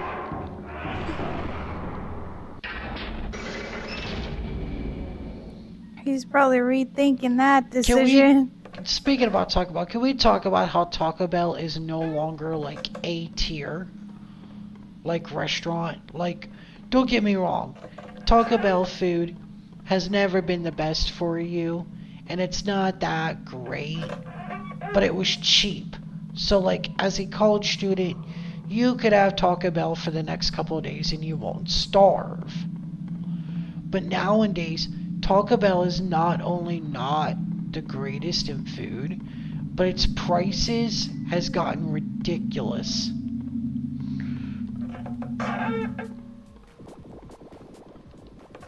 Like, I don't know if that's just me, but I remembered going to college, a Taco Bell 12 taco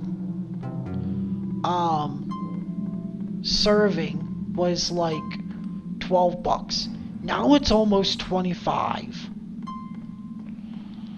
Like, as a college kid, $25 got you 2 Taco Bell boxes, and that lasted you like 3 or 4 days. Like, Taco Bell was like the god tier of college students, and now it's barely C tier anymore. Taco Bell is like C tier at best nowadays. Oh yeah, 100%. It used to be like A tier. Now it's just C. You know what is A tier? Arby's. Arby's is A tier fast food restaurant. Mine used to be Wendy's until they started messing up our order. And now it is Arby's. Like, yeah, the meals are like $16 a piece, and that's crazy. But that's also for like a large fry, a large shake, because we never just get drinks. It's always a milkshake or something, because you know, me being lactose intolerant, I'm a glutton for punishment. But it also like a half pound to a pound of meat on that sandwich. Like, and it's not greasy, but yes, yet it's juicy. Like, their sandwiches are like, yes. I also like Burger King, but you don't like Burger King. I only like Burger King because of their junior, it was a junior Whopper. Is it Junior Whopper or is it the Whopper? The Whopper. The thing is that to me, the Whopper is nothing special because it's just a hamburger with lettuce, onion, and tomato. And the thing is like you can make that at home. I can't find roast beef in the store, and it's really expensive to buy roast beef in a store. So when you're getting roast beef sandwiches, that's for the price of fast food, that's actually a pretty great deal.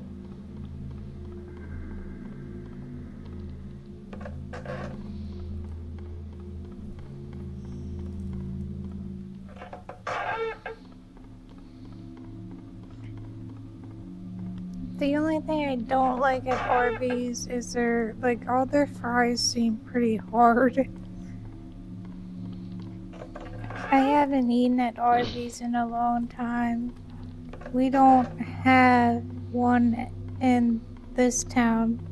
The town about 20 minutes away has one, but who wants to drive 20 minutes for fast food? That's true, I understand that. College students. Oh. I mean, if I wasn't in college, I agree with Bendy. It's no, out of college, 100% I'm not. like, I really don't want to 100% drive. However, most colleges, their food is so overpriced. It is cheaper to go out of your way to go to a fast food restaurant and just order from there. And it's just cheap, and the way you min-max it, it's like ridiculous.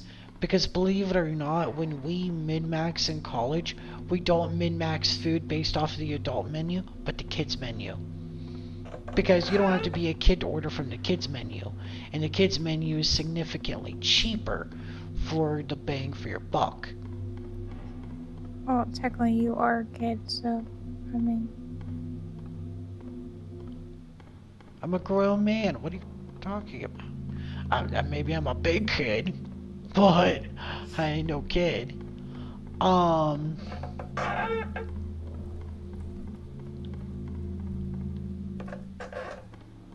So yeah, it's like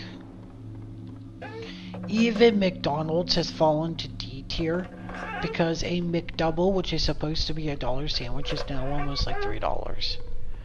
So it's like, yeah. However, where I like to go, which we haven't been there in a very long time because they're like really expensive, is Olive Garden. I like to go to Olive Garden. Olive Garden is what I would call a C- tier because you get a lot of food, because as long as you go on certain days you get unlimited breadsticks, and they got really good breadsticks. So as a college student, that is like a C- tier because it is expensive. However, like, y'all could just go in on the day they have their endless garlic or their endless breadsticks and just fill up on their breadsticks. You'll literally order like a $5 like salad their, and then just have like their breadsticks. It's like a I like genius. their Alfredo pasta, so like, and their salad. Oh, yeah, there's nobody here that likes their pasta more than you. However, in our town, I haven't been because there's a Texas Roadhouse here. Neither one of us has been there, so I don't know how that is. How different is the HD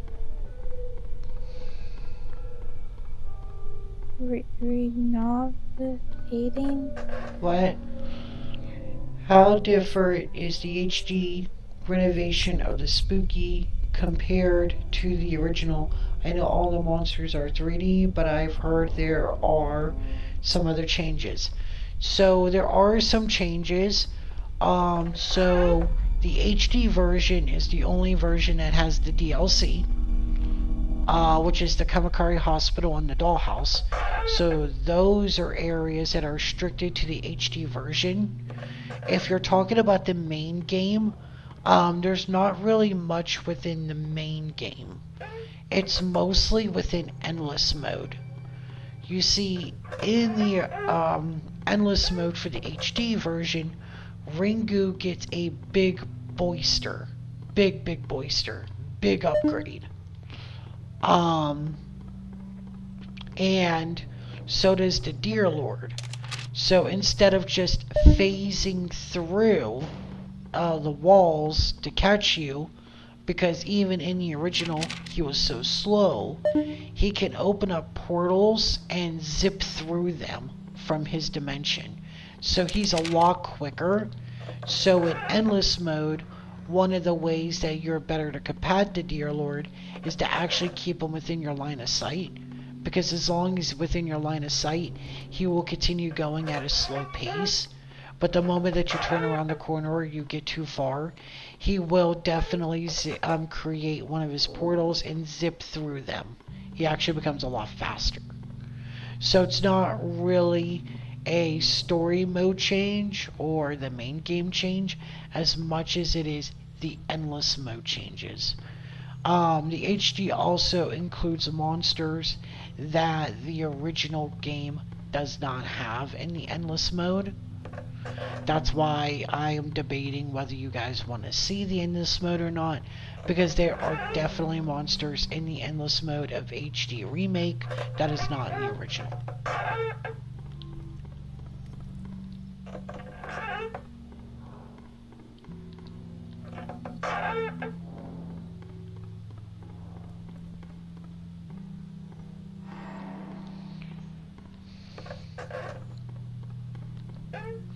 I feel like this floor is flying by.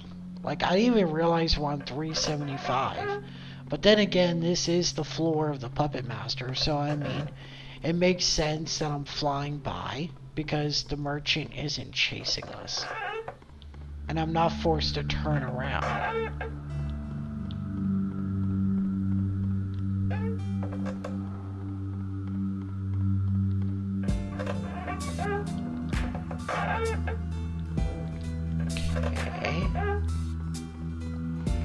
The only thing that stinks is I think that no matter how fast I go, we actually now looking at the time, we might not be able to start the DLC today, which is gonna stink. Well, we're also supposed to get thunderstorms. Good God, this is mind-numbing. It is. That's why I'm just trying to create conversation. This is why I need your guys' help. Create conversations we could talk about, enjoy, and laugh about. Another game I was thinking about live streaming is Power Wash Simulator. I have fallen in love with Power Wash Simulator, and the only reason why I have not played it in a while is because I've been just trying to complete games for live streams for Halloween.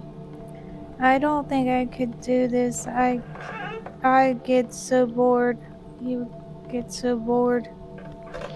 It's not bad. I'm gonna be honest with you. Because the thing is that yes, is it mind-numbing and boring, but the thing is it actually flies by a lot faster than what you think. Generally, because the way that everything is randomized, you could save anywhere between 20 minutes to almost 2 hours and shave it off your gameplay. Just because of the fact that there are no specimens. You're not slowing down. However, I can say that yes, it does. By the time you're on room 6 to 700, you want it to be over. I'm actually spacing out when there's no one talking. Yeah, I mean, that's why I'm trying to keep conversations going, because, like, that's, at this point, there's no point of watching, but to keep it on, kind of like as a podcast. Which is why I try to create as much conversations about every little thing possible. Because it will just help everything go a lot quicker. So, like, You know what I'm upset about that there's not in Spooky? I'm upset there's no cryptids. Could you imagine a level of Spooky where you have to be chased by the Jersey Devil or Mothman?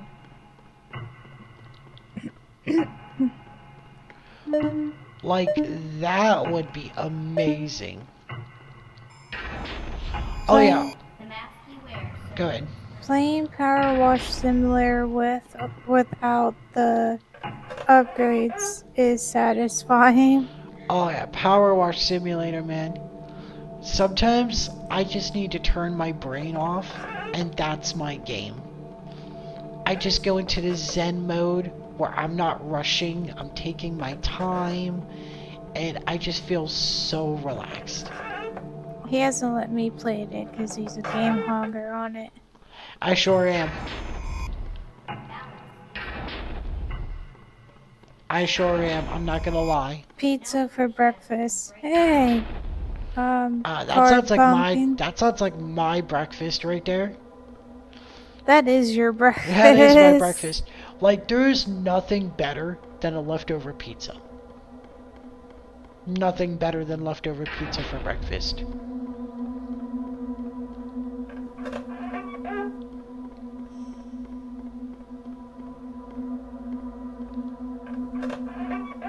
Anyways. Right? Yeah, let's not talk about food while I'm trying to zip through 1,000 floors of boredom. Cause, like, I could do that this whole time. Like, if anyone met me, they would swear I'm not a big eater. But I'm like the skinniest fat kid you'll ever know. Especially when it comes to pizza. Especially when it comes to pizza. Pizza's god tier. Like, there's S tier, SS tier, SSS tier, and then god tier. Like, that's just god tier.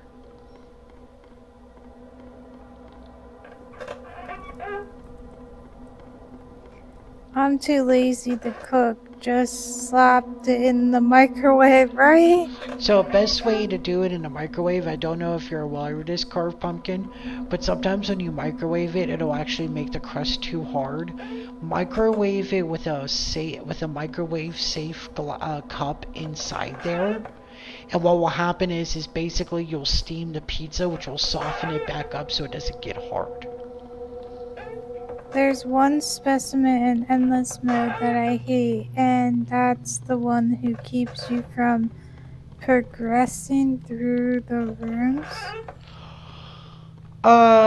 So that's a good number of them, Sonic. So, let me guess. Is she red? Does she make the place red?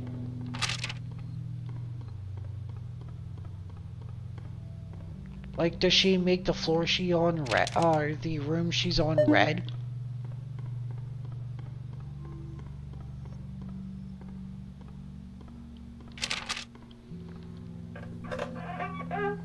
Because I think I know which one you're talking about, and it's probably Lisa. Because Lisa is kind of like the merchant, where you can't face away from her, she'll get closer. But, when I don't have any microwave safe cups, I think. so microwave safe as long as it's not metal. Plastic, tempered glass, either one of those would work, carved pumpkin. Sonic said yes. Yeah, I hate Lisa.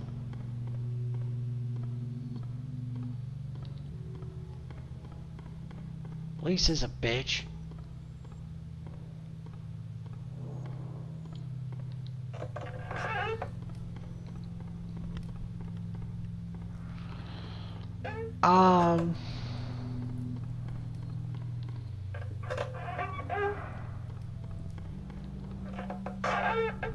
See, look at that. We're already halfway through, guys.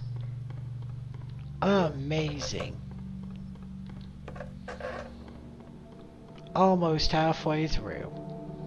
This has been the most mind-numbing I've had in a while. But yeah, plastic, that will do. I have a game suggestion for you. Sure. What you thinking, Carved Pumpkin? What's this game?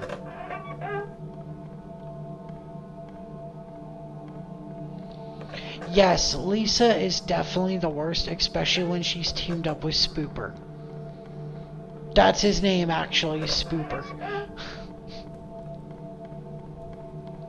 I saw that one, sorry. I know I took your job for a moment.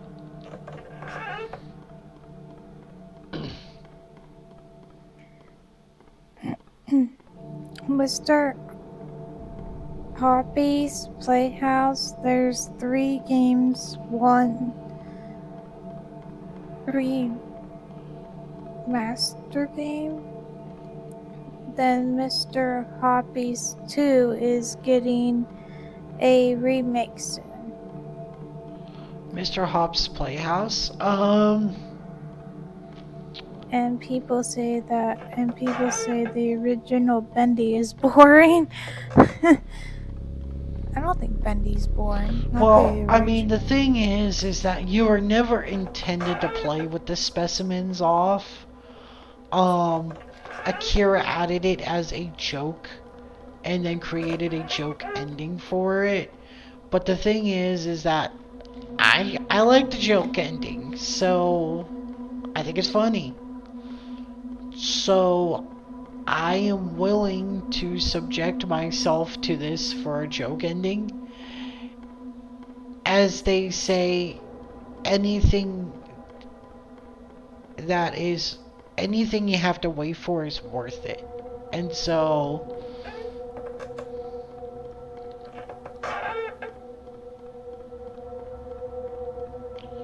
but I'm trying to do what I can, Bendy. I know this isn't the most thrilling gameplay. I'm trying.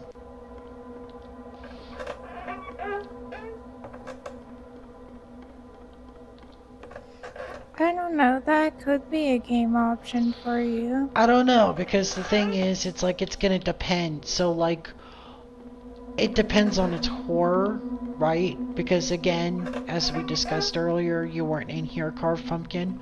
The reason why I don't play FNAF or Poppy's Playhouse is because of the fact that I don't like jump scares.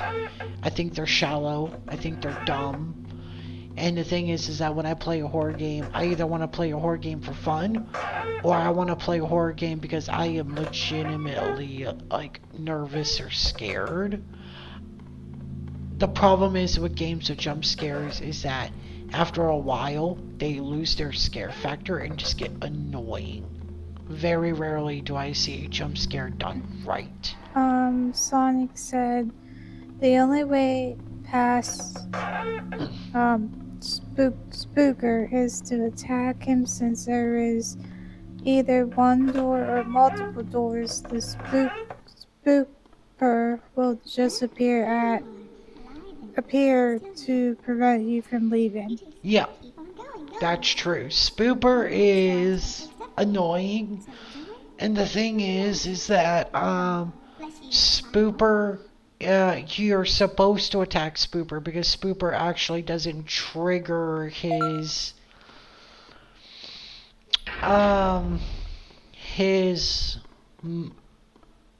form of killing without you attacking him. Carpunkin said, "Dang, bro, you start so early in the morning." They do have jump scares, and honestly, I can't hide from my 2D hiding spot. Yeah, I mean, that's the thing. It's like, is the jump scares the main focus of fear? Because the thing is, there's different kinds of fear, right? There's different kinds of scares. You have jump scares, you have ambient horror, where it's the atmosphere. You have analog horror, which likes to fuck with old-timey tech. Is it, eldritch horror, which, breaks away your seams of reality and takes away your ability to create comprehension of the universe as your mind melts and realizes you don't have that your place in the universe has little to no meaning. Like, is it existential?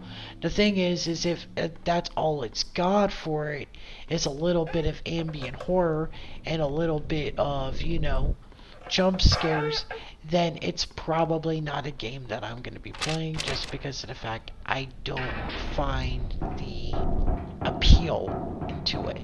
And I only play games that I like, because not only do I want you guys to enjoy it, but I want to enjoy it while I play.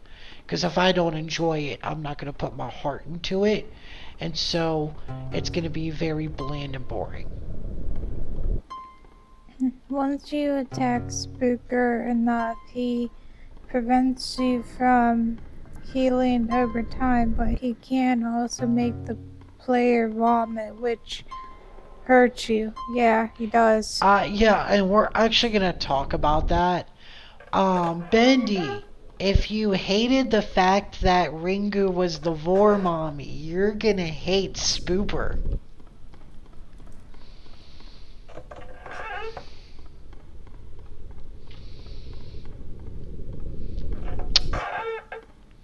Because,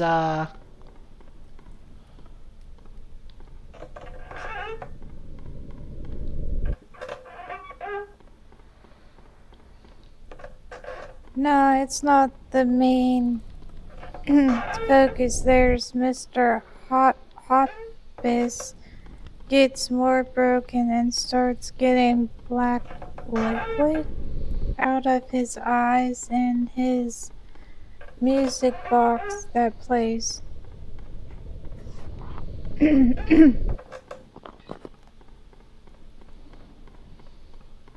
Oh, that sounds creepy. I just saw the door just appeared out of thin air after you picked up the note, which is funny. oh yeah. Yeah, if you move a little too fast. I know what Spooker does to you. It's so fucking weird. So, you've played Endless Mode Dancing, but I don't think you've ever connected the piece. Do you realize what Spooper does to you? So, that's the little boy that when you hit him... Yeah, I know who you're Yeah. talking about. I mean, I know he makes you vomit, but Do you know what you're doing? yeah, you're throwing up like little baby aliens. Yeah, isn't he's it? impregnating you. That's wow. So, Not just weird, Infuriating. Oh, yeah. especially with Lisa in the area. oh yeah. Oh yeah. Yeah, that's just, so, we got, so what do we call Spooper? So you see, like, our ghost daddy? Dancing's face. She looks so concerned. Got Vor Mommy and Ghost Daddy. That's just wrong.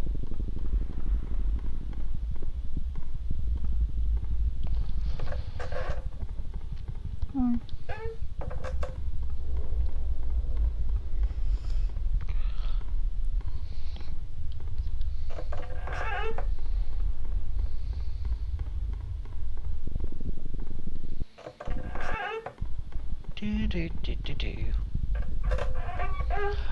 What was that one video game?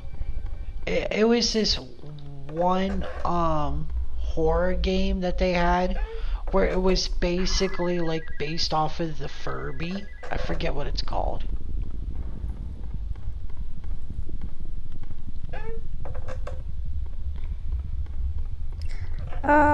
What does he do? What does he do? Does he become a Minecraft YouTuber when they hit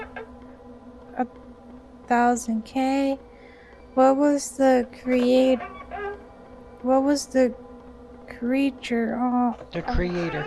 creator on when he designed some of the specimens. Um,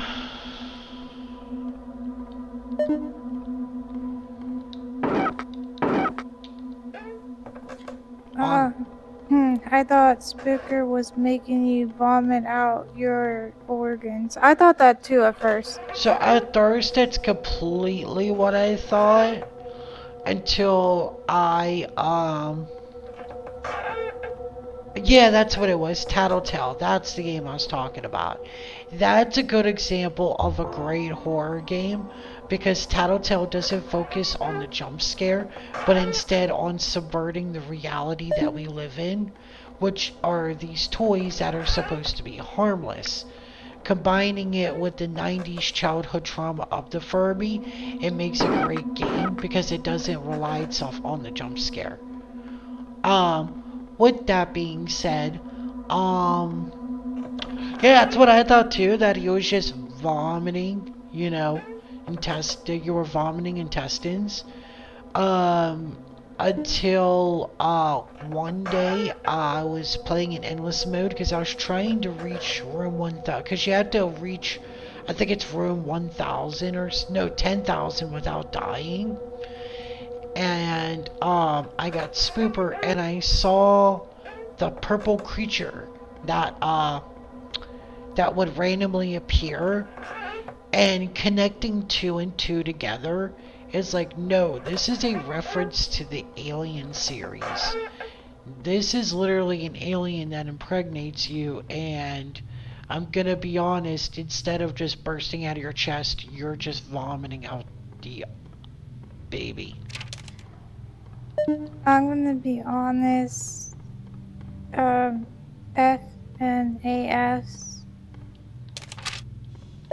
FNAF, that's FNAF. security breach actually sucks. That's what I heard, but I also don't play any of the FNAFs because, again, horror scares are shallow, and I mean, or jump scares are shallow, and it's just like I don't play games with jump scares. Because the problem is with horror games is that I want to feel genuine fear when I play. And the thing is that jump scares are not a good source of fear, because the moment that I walk away from it, I know I'm safe. There's still something there dividing the line between reality and the game. And so it is by creating an immersion through a different form of fear that allows great horror to happen.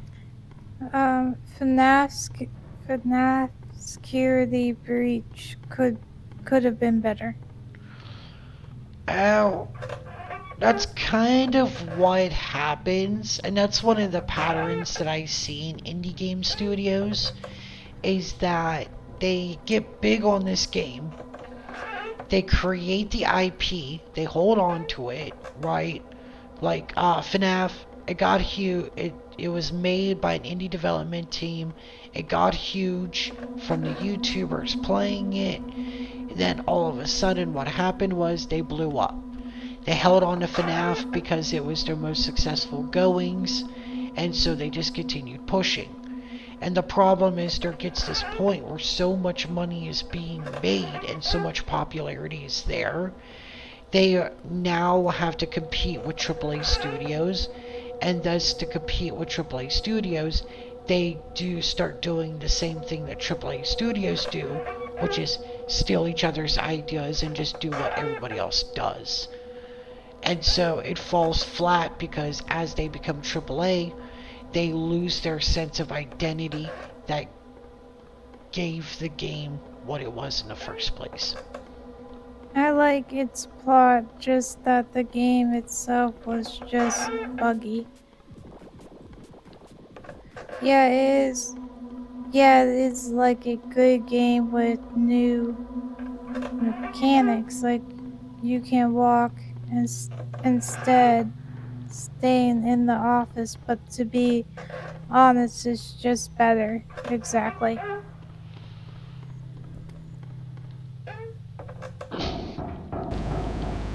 Yeah, it's just that I just read it to you. Yeah, I mean, and that's the thing. It all comes down to once you become big enough, you have to start competing with the big dogs. And when you're competing with the big dogs, unfortunately, you have to lose a sense of yourself.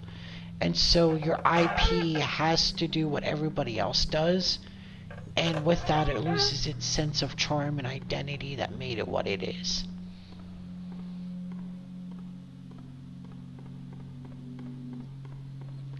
That's why I would say if you want to be an indie development team that wants to still keep your identity while still making a good living, you want to be successful, but you don't want to be box office successful because at that point, you now have to compete. Am I gonna read this or you?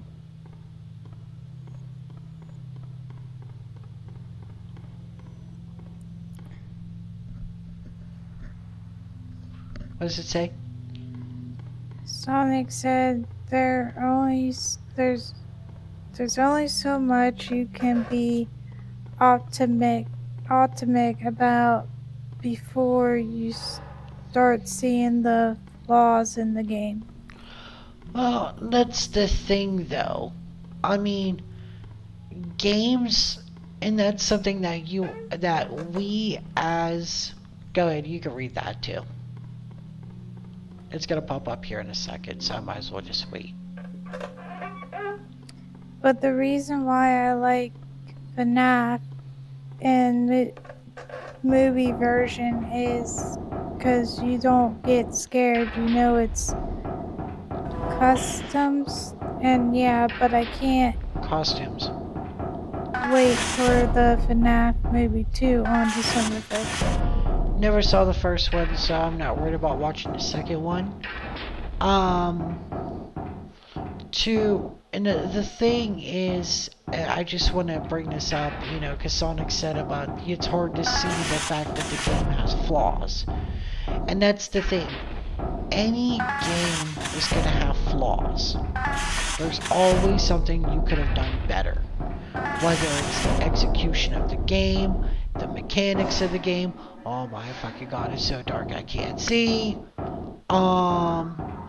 There's always going to be something that a game designer could have done better, faster, or just been more successful with. But the thing is that it all depends on how you as the player view the flaws, right? Because some people might like those flaws and some people might not. It's all going to depend on how you implement those flaws into your game. Some of the best well-known games in history, if you know what you're doing, is some of the most broken and buggiest things that you can see.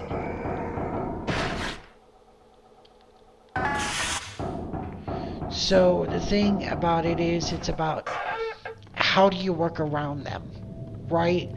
Because, oh my gosh, what was it? I forget which Fallout game it was, but it was so buggy, but that's what made the game so fun.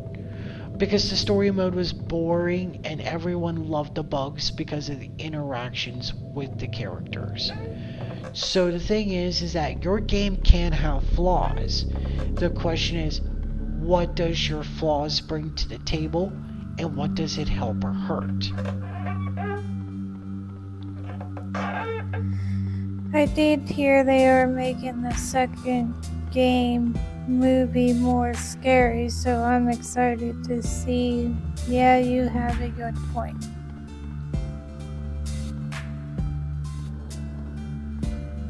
I mean, even Hollow Knight, the game that I praise as the pinnacle of gaming in my opinion, has a lot of flaws. Granted, they're harder to execute, but the flaws still exist.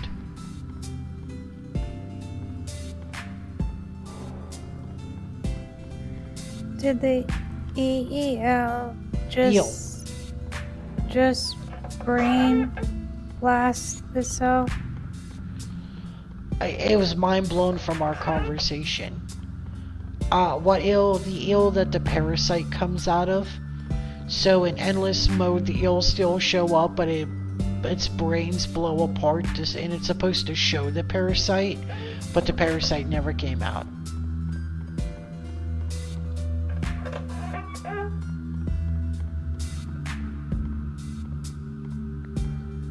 Eel, worm, wiggler, whatever it is.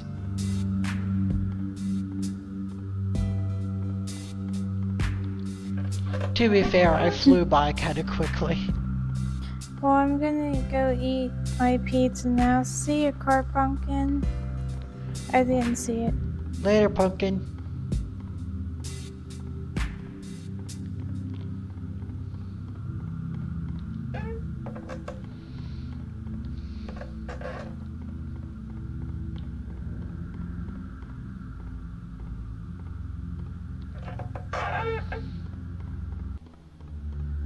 Geez, speaking about pumpkin, my stomach is like food.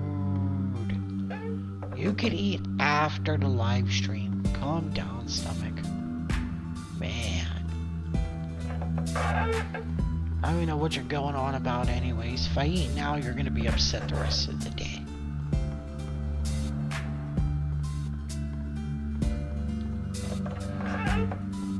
Oh my gosh.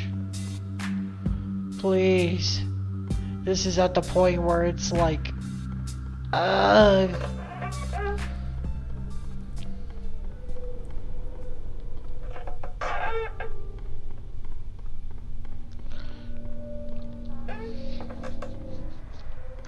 Besides, there's and I'm just gonna continue on the conversation about the whole flaws in gaming, just because the fact that the game gets mind-numbing if there's no audio going on or no talking.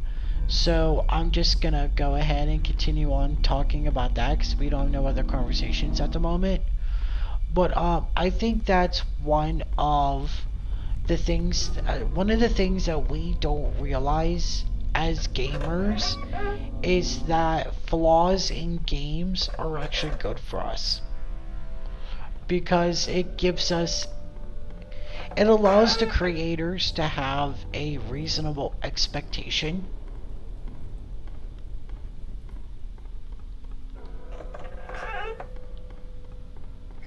I'm gonna have a stroke.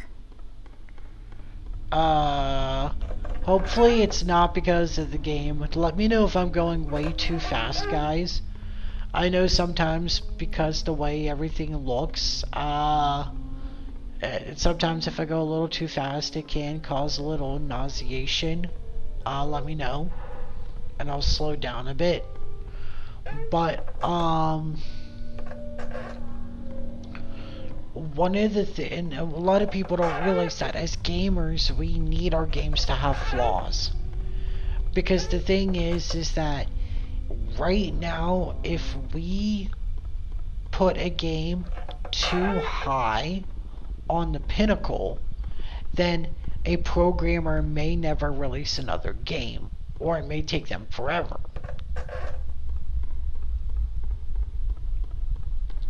Emulators and games that are different, we could talk about that. Emulators in games? What do you mean by that? We'll go to that one in a moment, but let me know what you mean by that, Sonic, and I'll get to that. But so as a good example, because I want to finish up what I was saying here, and then we could go to there. So as a good example, Hollow Knight is a wonderfully made game with a very loving and a very adamant, very wonderful community. When I joined the community, it was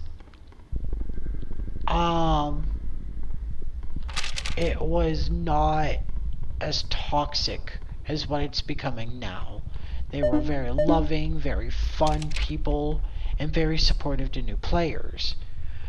The problem is with Hollow Knight is because it's put on such a high pinnacle. Team Cherry, the indie development team creating it, has to make Silk Song, it's the second game within the Hollow Knight series, that much better while still holding on to the Hollow Knight feel, while still wanting to be different. And the thing is that because we put it on such a high pinnacle, they have to make sure it's its absolute best. And for an indie development team, that can take a very long time. And right now, the community is getting frustrated over how long Silksong is taking because they're trying to make it as good as Hollow Knight was. So, in the long run, because the fact that Hollow Knight players aren't willing to see the flaws in Hollow Knight, and they're putting it at the pinnacle of gaming, which it is, it's a beautiful and it's a masterpiece, but because they are, it put that much more pressure on the actual development team, and that is actually the reason why it is taking so long for Silksong to come out, because they're trying to create the masterpiece and replicate the success of Hollow Knight.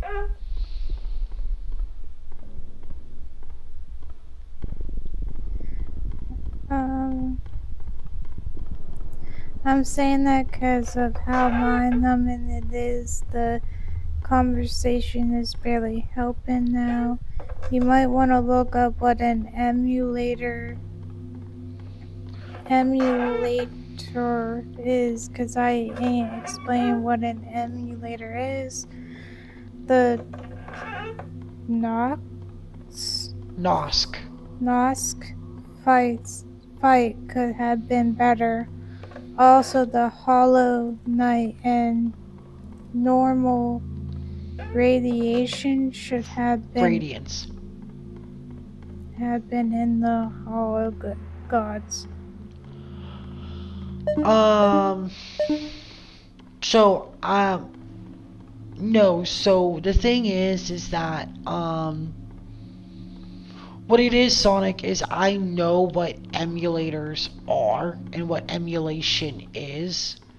It's just the way that you asked your question. You said emulators in games. So is that meaning just the fact you want to discuss the morality of emulation? Or do you want to discuss games that, because I'm not aware of, might use emulators to play a game within a game? That's what I'm asking. What really makes the fans so upset is the lack of communication. We're fine with the wait, just give us some updates on development. Did Silksong have a Kickstart?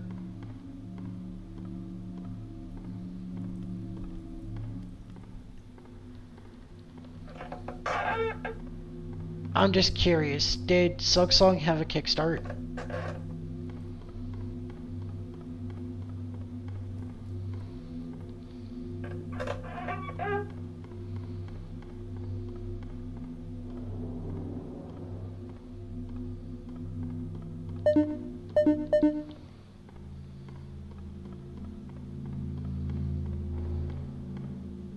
Or any kind of outside funding from the fans?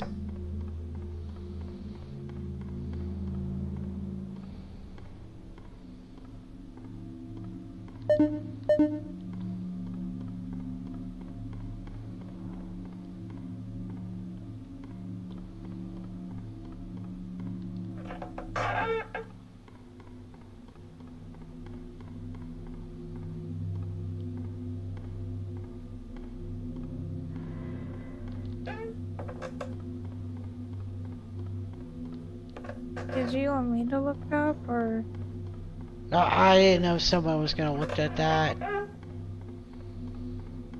I mean, I could look it up here real quick. Unsure. I joined the Hollow Knight community like 2 years ago. My sister got me into it.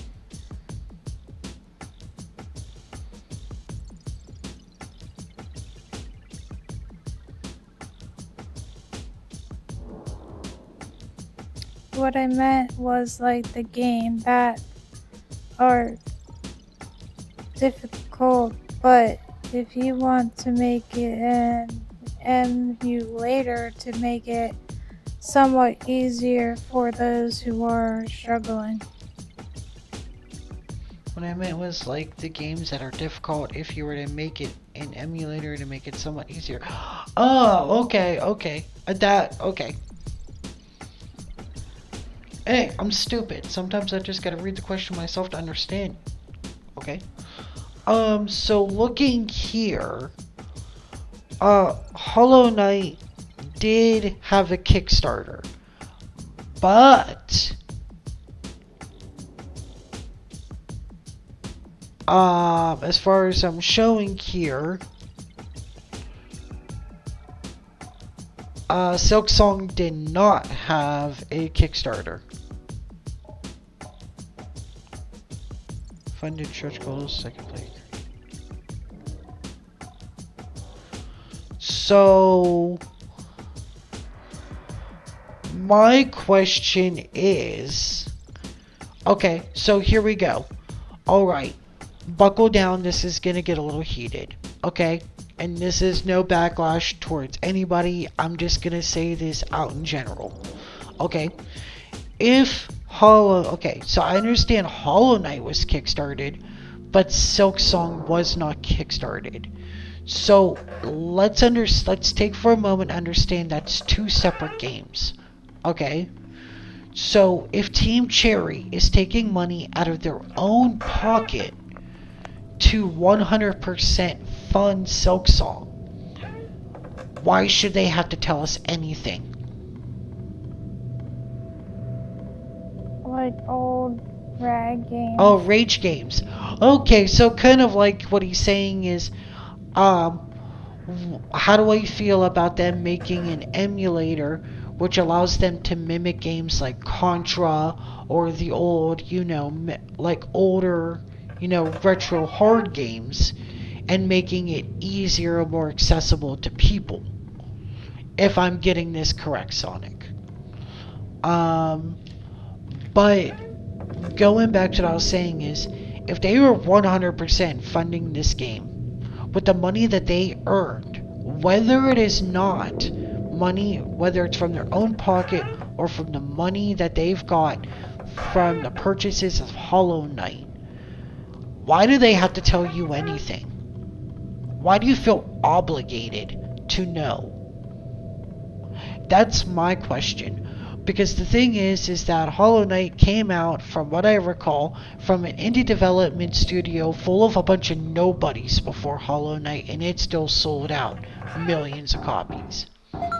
So, my question is, why are they obligated to tell you how long development's gonna take if it's coming out of their own pockets as a corporation?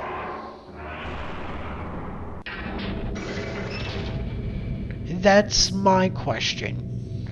It would make 100% more sense if most, if not all, the money that went into development came out of player pockets through Kickstarter, but that was Hollow Knight, not Silksong. So the thing is that fans were excited over Silksong because of how well Hollow Knight took. And a lot of people don't realize this, but Hollow Knight took a very long time for development and tweaking. Not to mention that all of the DLC that people were supposed to pay for in other companies would have made you pay for, you got for free. So I'm not defending the fact that Team Cherry did not or does not disclose what's going on. However, I'm also not going to sit here and pretend like that the Hollow Knight community is not being a little unfair, treating an indie game studio like it's a AAA title.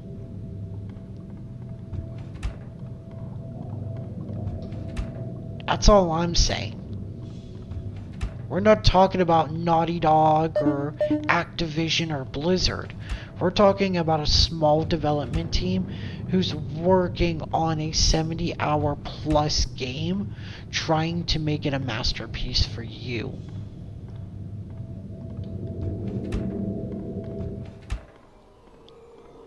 Do I feel like some communication should be given? Yes, but I don't feel like they're obligated to give that communication.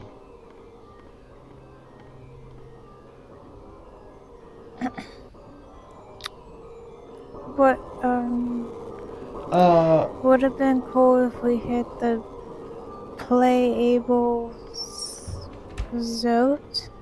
Z-O-T-E. yep, Zote. Oh my gosh, that would have been funny. Kickstarter terror would have been funny. The dogs are barking, making it hard to hear you. That's actually a pretty fair argument. Never thought of it that way. Fair enough.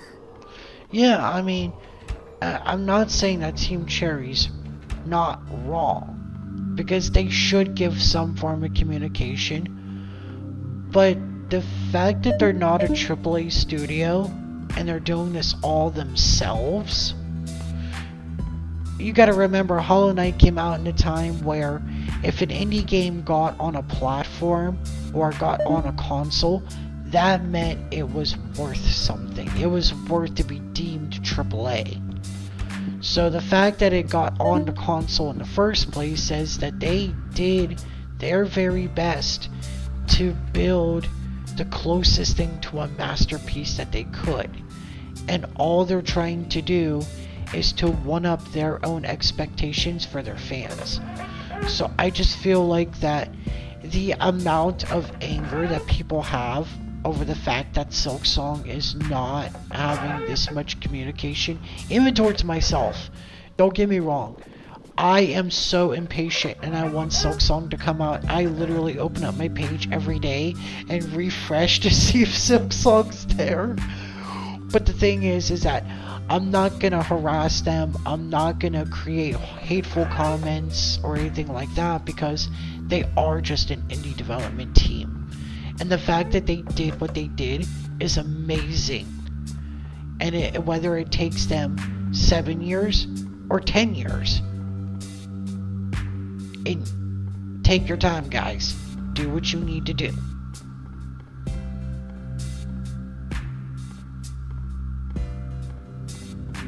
I just don't get it.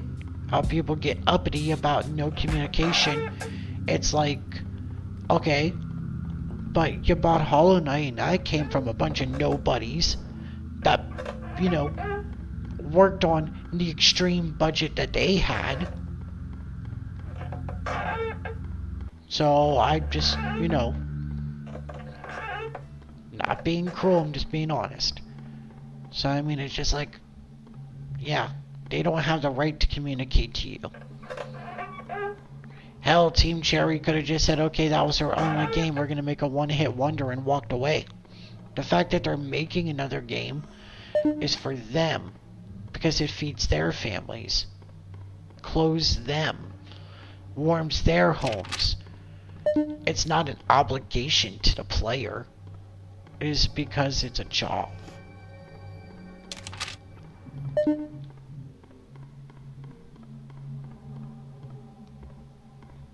I just don't get people sometimes. Anywho, my rants about that is enough. We will continue going on with the conversation. So, going on to the emulation question. How do I feel about them emulating games? I'm gonna be honest. I don't understand why everyone is so against emulation. Because the thing is, it's like, I could get it if like there was an emulator for the Switch and people were getting free copies of like the newest Switch games. But I don't understand why people have problems with emulation, why people and corporations have problems with emulation when it comes to older titles. Remember when the silk song was simply the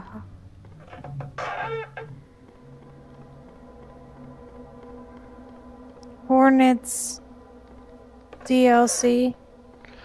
Yeah, I mean, it was supposed to be simply Hornets DLC. And yeah, that's fair. I remember that, yeah. And yes, that was kickstarted. So, the fact that Hornet. So, what happened was. Okay, I guess I gotta backtrack for a minute on this one. Because there's some context that needs to go into this.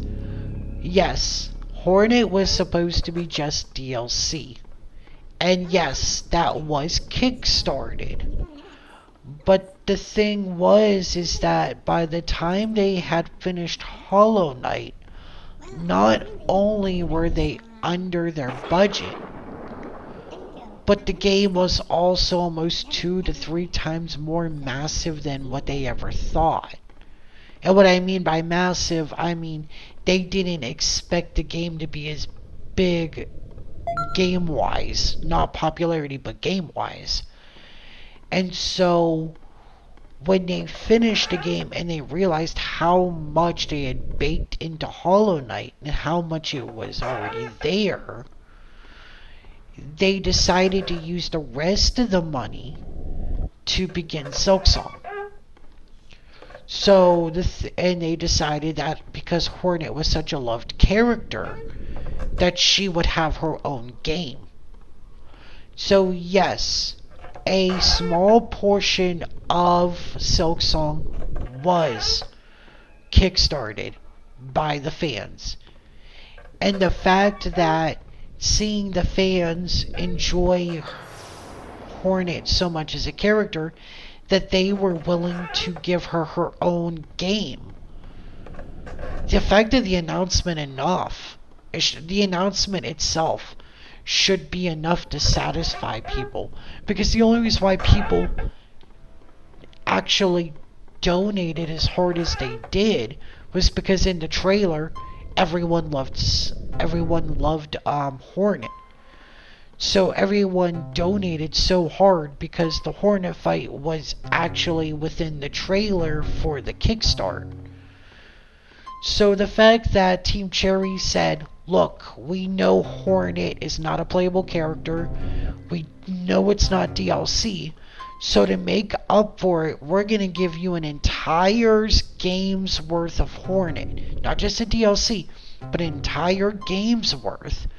I feel like is more than enough justification to let them do what they need to do, whether you get communication or not. Because they listened to the fans, understood that they let the fans down, and is making up for it tenfold.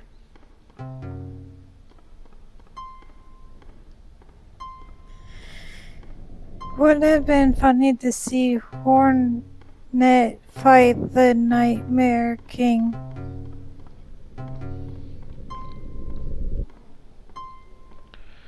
So, I mean, if there is that confusion there about, but she was supposed to be DLC, that's correct. Yes. But again, they're doing what they promised 10 times over by giving her her own game. And oh my god, are we kidding me? I am still stuck in this stupid room. Thank you. So I feel like it's fair enough that, let them cook, let them do what they need to do. As for emulation, I am, finally to answer Sonic's question, I have no understanding on why they have problems with emulation. I don't get it. Because the thing is that a AAA studio may never make a remake of that game. And so your game is lost to time. And it's important that your games are always accessible, because if a fan likes this game, they may like another. And then they may like another. And then they may like another. And then what you've created is a fan base. And you've gotten a new fan in your fan base, a loyal fan within your fan base, who's going to be sitting there on day one, ready to pay whole price for your games. I can understand not emulating newer games because that is pirating, that is theft. What I don't understand is emulating older games where creators are not even giving the option or any other accessible way to play this game in a reasonable manner. That's what I don't understand.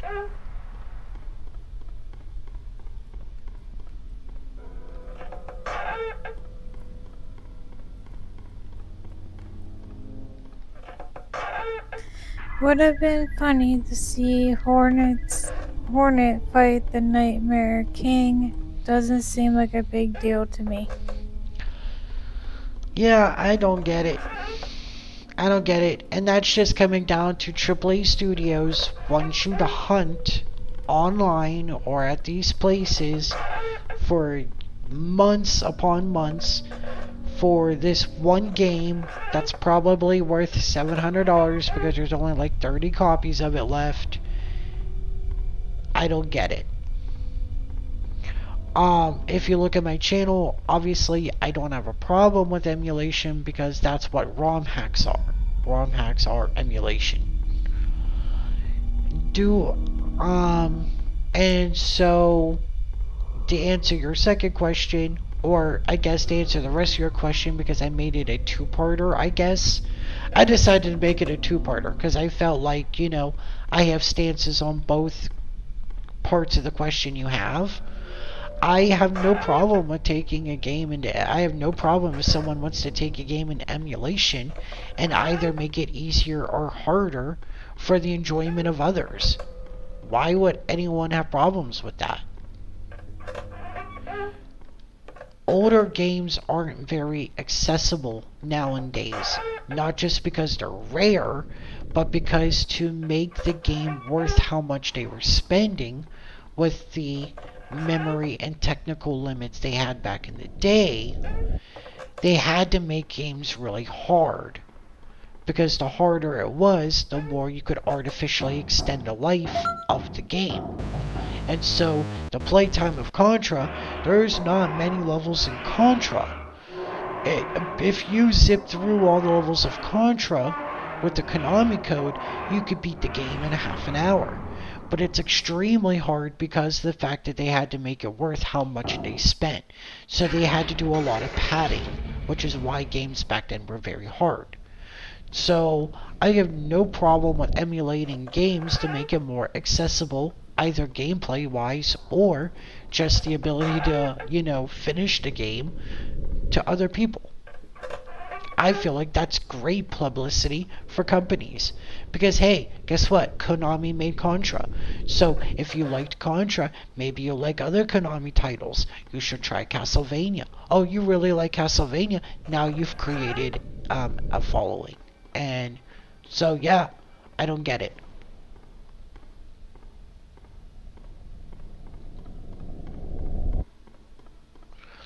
What I don't get is why I keep getting this damn room. The body bag ain't even here no more. Go away.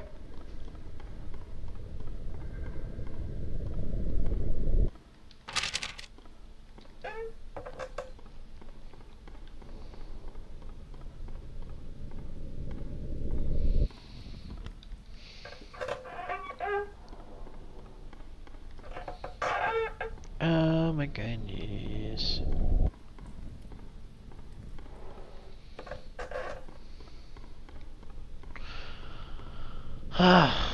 Now I'm back here. Lovely. I hate this place. Alright, what does Sonic have to say? Oh, you completely ignored Bendy's. What did Bendy? No. So to answer Bendy, I'm completely sorry there. I get heated about certain subjects that I forget. So to answer Bendy, I feel like, okay, so if Hornet fought Zod, Zod's dead. Like, come on. Like, a Hornet is to get good. right? Shit, no. Zoe wouldn't even have chance to, do anything. Um, Nightmare King, I I don't know why, but I have this feeling that, she would look at the Nightmare King and like she'd be like, nah, bro, you cool. We can hang.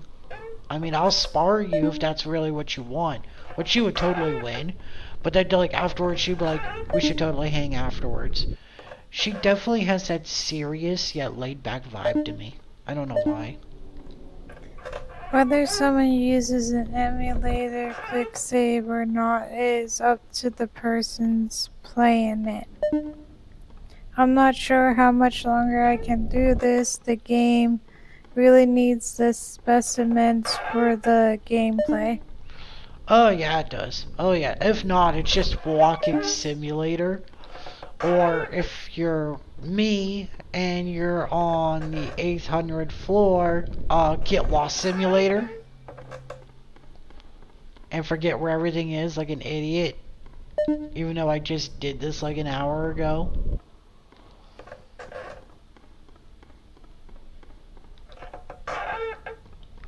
Yeah, I mean, because that's the thing. I mean, okay, so one of the things that I feel is that, okay, to answer that one, Sonic, is that how I feel about saves is going to be based off of your integrity, right? Because the thing is that, yes, the save mechanics are a little broken on an emulator, and it's very easy to use those mechanics to beat the game in a way that you cannot do it on a normal system. The way that I view it is, if you are... It all depends on what you're playing that game for. If you're playing that game to promote your skill, then I do not feel that save states is appropriate. How can you use this? How can you claim your skill yet use save states? Because in the event of using a save state, you are removing the need for skill, as now you can just manipulate every bit of it. If you're playing for fun, yeah, use save states. I use them. Like all my Let's Plays. Yeah, if I'm doing a Let's Play and there's no challenge attached to it, then what's the point of not having save states? In fact, save states is a lot better for Let's Playing versus using actual saves in case footage gets corrupted and I gotta redo something. So yeah, I use save states all the time. But when I'm doing challenges, or when I'm challenging myself or proclaiming my skill, a save state would be against my integrity, because now that is telling everybody that I have no innate skill. Because to have skill is to be able to do something either right or to do it wrong and being able to adapt to it. So if I'm doing it wrong, if I do something wrong, my skill should be good enough as I claim it to be able to adjust on the fly and recover from my mistake. So it all depends on whether in my reality or in my idea, my morality says that whether or not you use a save state or not is dependent on why you play the game.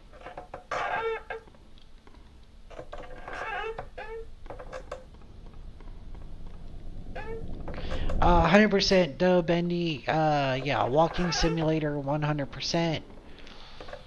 This episode is horrible. I do my best to leave a challenge for myself. For like when I screw up, I start over from where the last chapter was. Yeah, it's that, and that's the thing. It's like there's a lot of games out there that are designed to be hard because they're designed to push you, but that doesn't mean every game has to be hard. This is not a hard game. Right now it's a hard game because it's testing my patience. But in general, Spooky's not a hard game. It's not about if you're good. It's all about what do you do to make the game enjoyable for you. Some people enjoy playing games because it challenges them. Some do it because it's their escape. Some do it because they like the stories, the characters, and the world. Some do it because they like dicking around. Everybody can like video games for different reasons, and that's the beauty of video games. There's no one wrong way to play it.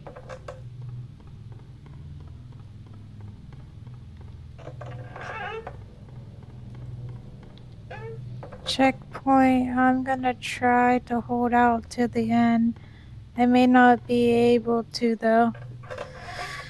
This is very taxing. Yeah, so Like, I understand what you mean. I Bendy. could only imagine. Oh, look, no, I kid. Like the thing is like, Bendy can walk away from this. He could go make a sandwich. He could go to the bathroom. Heck, he could probably play this in the background while he's playing a different game. Like, the thing is like, there is like, I understand, Bendy, because the thing is where you are choosing to watch this, which I 100% appreciate. Don't ever think I don't appreciate you guys, I always do. But where you choose to watch this, I have to sit here and play it. And this is even worse. Also, right. If I pick up the game, I'm gonna use the axe like, hey, madman, I know it gives me the bad ending, but I'm not gonna let these bozos walk all over me. That's 100%, and that's the thing. That's the beautiful thing about gaming. Gaming is not saying that there's a right or wrong way to play. Granted, there may be a way that the creator wants you to play, and that's fine too. But that doesn't mean that's the right way to play. There's no right or wrong way to play. It's all about having fun.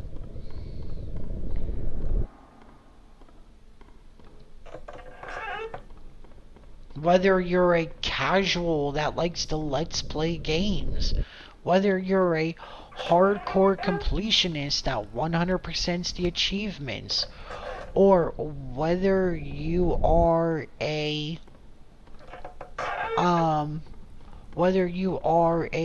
extreme speedrunner, it doesn't matter. And what matters is, did you have fun? Did you enjoy it? And did you think it was worth your time? If all of those are yes, then you played the game right. Is dying to every specimen required for the bad ending, or do you just have to use the axe on every possible specimen? So it's actually more of like a counter system, Sonic. So I like to call it your level of violence, as a reference from Undertale, love. So the thing is that really what happens is every time you use your axe on something that is considered a specimen, it'll give you it'll tick your invisible love counter, and if your love counter is at a certain point, you'll get the bad ending. Use your axe like crazy. Dying is just a setback. Yeah, no, dying's just a setback. Really, the only reason why I like to die is to show you guys all the different death animations, because I think the death animations are some of the coolest and spooky.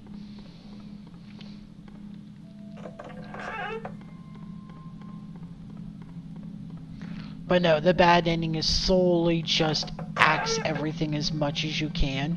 One of the best ways to get points is to actually get into use the specimens that reappear over and over again in the same room, like the merchant or the food demon, and then just axe them to get them to either fall down or vanish. That counts as a point.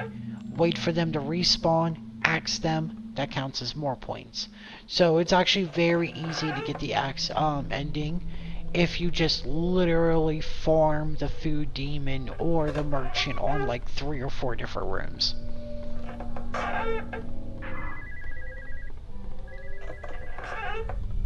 If you do it like 6 times for both of them on at least 4 rooms, you're guaranteed the achievement. So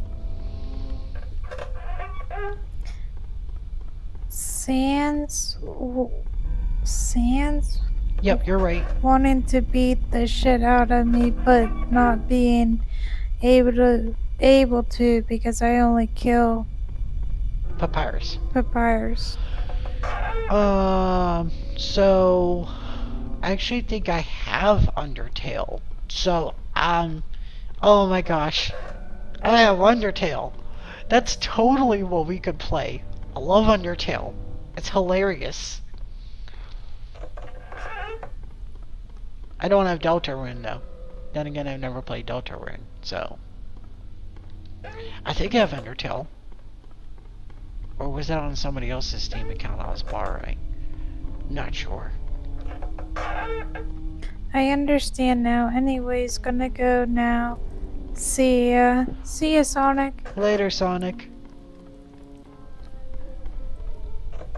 Oh my gosh. We're at the stretch point.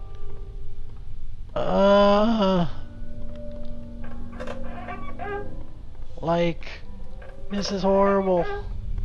I just want to go home.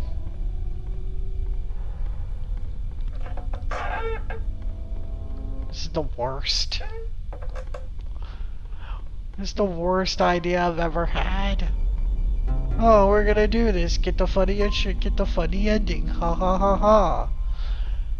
I completely forgot this was like brain melting torture. Oh my god, this room. No. Oh, I can't do this anymore. Stop it. No.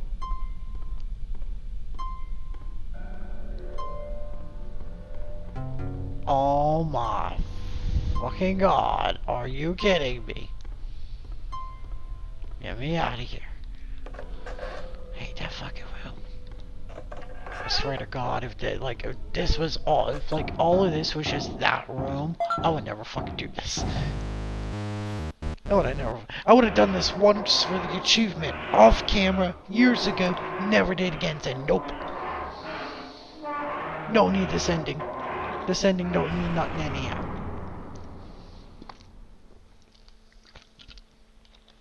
Alright, we're gonna do these last 100 floors. When we're done, we're gonna take a break, and then we'll come back, and we'll actually start the Kamakari Hospital. Because, oh my gosh, we need some stimulation in our life. You might want to rethink that. No, it's all gonna depend on how quickly. No, I should. No, I was talking about the storms. And it's not supposed to storm until about 3, so we still have about 1 more hour we can live stream. Because I don't see me taking a whole half hour to get up these 100 floors. If I get like 8 or 9 of those goddamn guessing rooms, I will.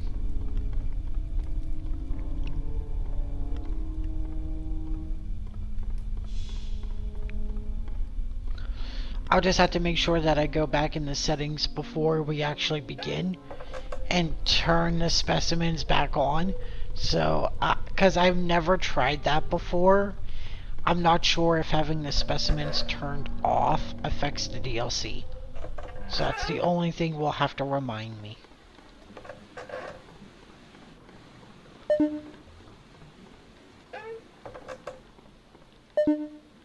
Broken. It's broken! The worst part about this is, when I tried doing this run years ago, I learned the hard way. You cannot skip the lantern, because apparently it's too dark to unlock the door. So you do need at least the lantern.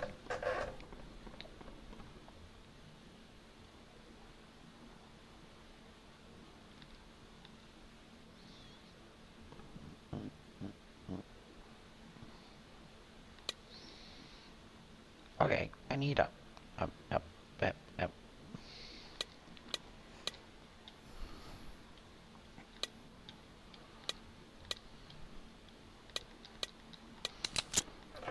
I don't think I can make it to the end. I'm losing my mind.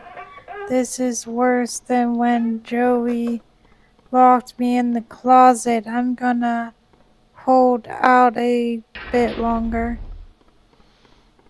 Yeah, that's understandable. Mm, That's understandable. Luckily, we only had to do this once in a year. Thank the Jesus. Let me go. Yeah, never again with this shit. This endless mode shit's been horrible. I totally forgot that. Not only does it skip the siren phase, it skips the water so I can still run super fast. Oh my gosh. This is amazing. I'm used to having like 30 floors of like drudging through water.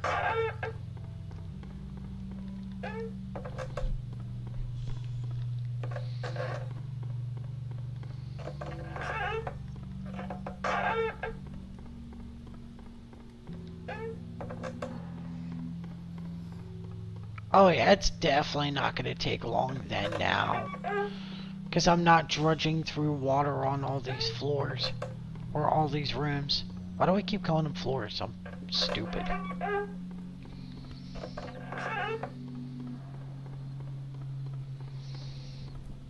This is a long hallway.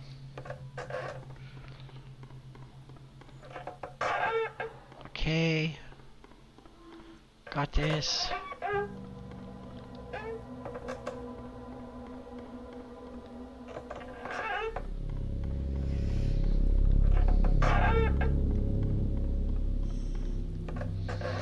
I totally forgot how horrible this achievement was.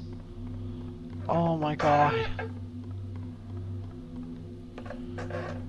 This is horrible. This is so horrible. Okay, that was dumb.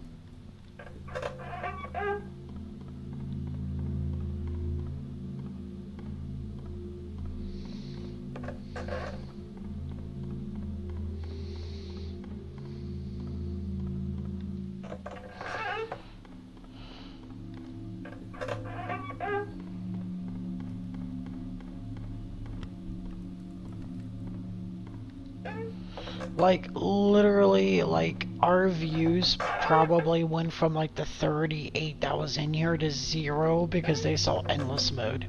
Or because they saw no monsters. Like, after we go back, after this, we're gonna go and have a quick smoke break. And then, like, I will totally send a message out to everybody being like, hey, for the next hour or so, we finished, we finished the no specimen run, so, you know, we're going to the hospital. You can come back now. Things are actually happening. Oh my god.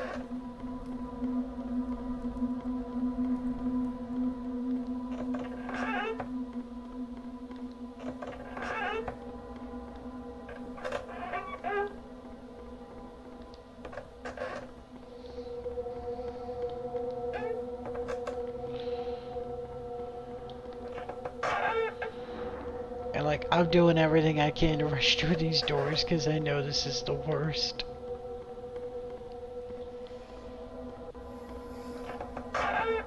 is this the Capacity? capacity of thinking you entered in Hollow Knight when not in Hollow Nest. We're almost there. Yeah, we're almost there. Only like a little bit more. And it's like, yay, we're done.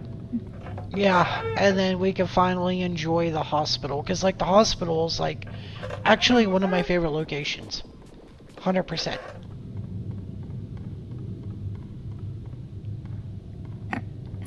The suffering is soon to end. Yeah, I this can is. see why this was an achievement.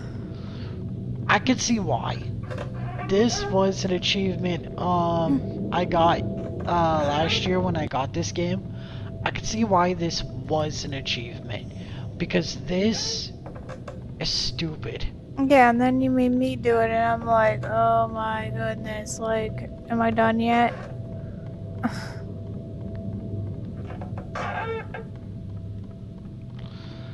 I think the only other achievement I didn't like was the endless mode achievement because getting to room 10,000 was kind of hard.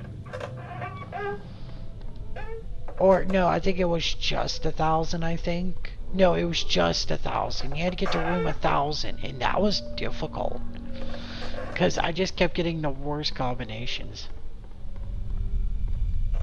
This is horrible.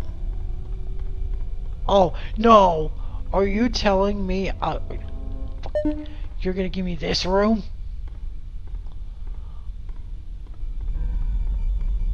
Yeah, It'll be the viewer to see the ending. Everyone else gave up. Yeah. He is the chosen one. Bendy just leaves. You were the chosen one. And he's like, yeah, I had enough. I stayed like as long as I could, and I'm done now. Welcome back, Rafter. Welcome back. You have missed 90% of the specimen free run, which is where we turned off all the specimens and jump scares. Just for a joke ending, our brains have turned to mush. There's only 10 rooms left. Do not give me any repeating rooms. Don't give me the maze room. Don't give me the body bag jump scare room. Just let me go. Nope, I'm the chosen one. He's the chosen one. Oh my gosh, 5 more rooms. Okay. What we're gonna do here is we're gonna finish these 5 rooms. We're going to take a break.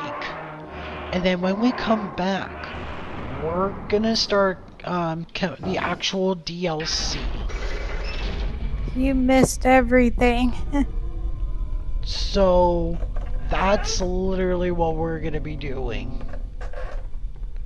Well, hey, like I said, if you want to, you can always go back in Dominus Raptor because I keep everything on the channel.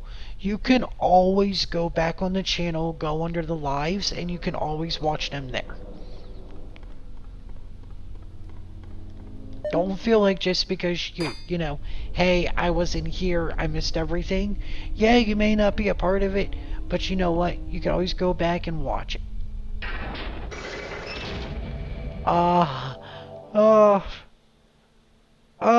The exit. Congratulations, you've done it. You can go home now, and if anything changes, we'll let you know. Bye. Bye. Oh.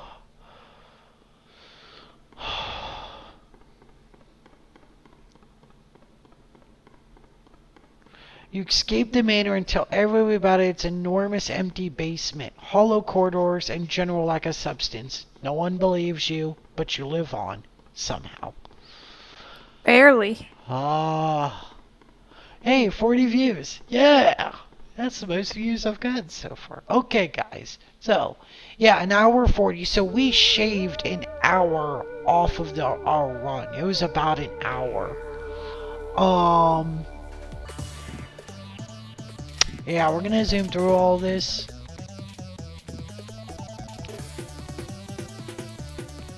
Okay, now what's gonna happen is we're gonna go take a break. You guys. We're done. IG. Okay, so what's gonna happen is we're gonna go take a break. You guys go take a break. In 15 minutes, we're gonna meet back up, and what's gonna happen is we're actually going to begin I'm free.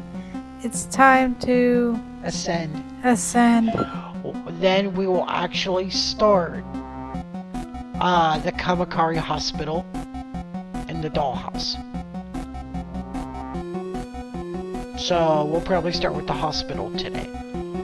So for now, we're gonna go ahead here. We're gonna take a break. See you on 15.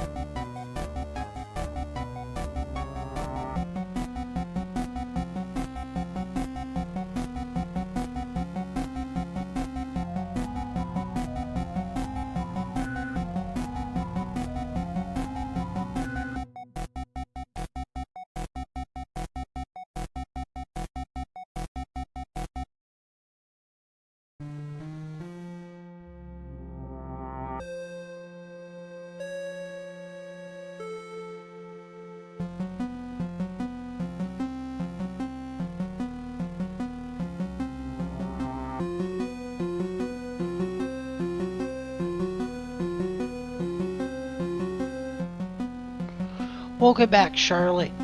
Perfect timing that you're here. Hopefully you're still here. We are going to... You just missed rest of the run with no specimens or jump scares. You didn't miss anything except for conversations about emulators and about Hollow Knight, with it, you know, the lack of communication with Team Cherry. So yeah, that's all you missed. It was mind-numbing. However, we're gonna be recording here for another hour. And we're gonna be getting the Kamahari Hospital. So that's exciting. We're actually gonna be able to do stuff. I'm gonna go into the options first and turn the jump scares and the specimens back on, because I don't know if that actually affects the hospital. It is the Karamari Hospital Plus, so there is a few unlockables you could get for the hospital. Okay. So yay, we're actually going to be doing something different, which is exciting. Oh boy. The room counter's glitching. Cool.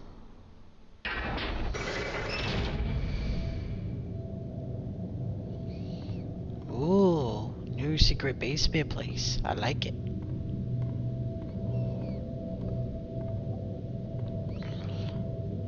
Because this is the Kamahari Hospital Plus, because it still has my old save file recognized, generally Spooky would pop up here and say she didn't recognize this part of the place. There is a couple secrets that do occur, which we are going to be playing through.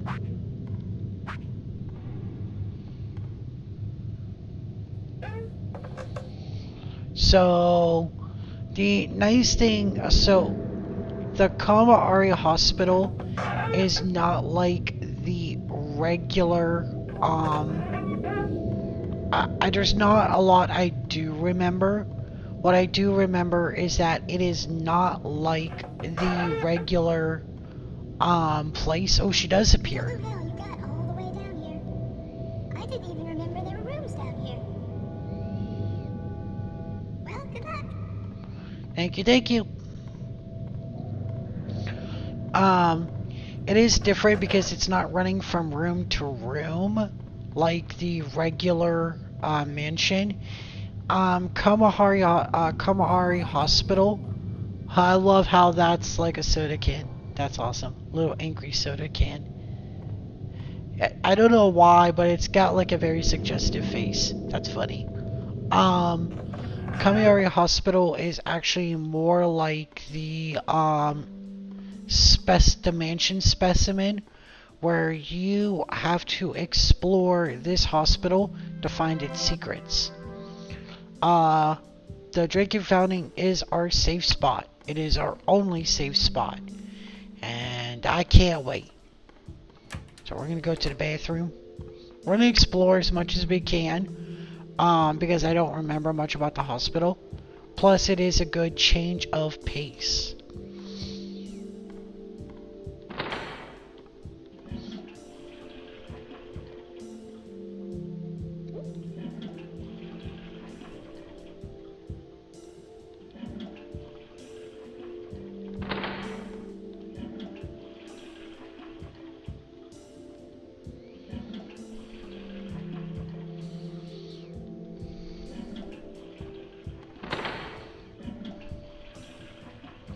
I think it's kind of funny we can flush toilets.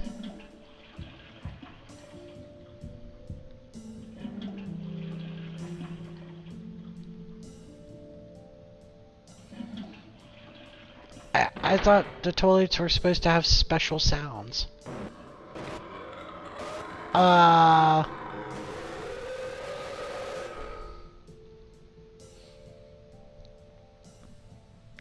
No safe spot on the toilet. No. Uh, it's the watering hole. Or the, that was weird. But, no, it is the watering fountain. I wonder what would happen if I flushed it again. Flush it again. Nope. Okay. Um, Dark Revival will be next. I don't see, Spooky lasting too much longer. If you guys want, we'll take a look at Endless Mode. So what we'll probably do is, because I won't be finishing the, hospital today, or if I do finish the hospital today, then next episode will most likely be both the dollhouse and we'll take a look at endless mode. But after that, we're gonna be saying our regards to Spooky, and we'll be moving forward with the Dark Revival.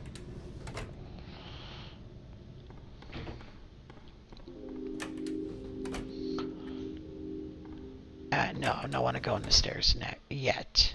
I want to explore everything. Because again, I don't remember everything from the hospital, so it's important we explore as much as we possibly can.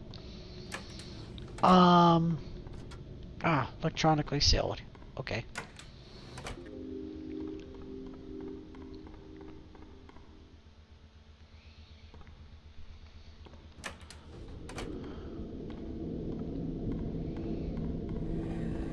Okay, can't do anything with that.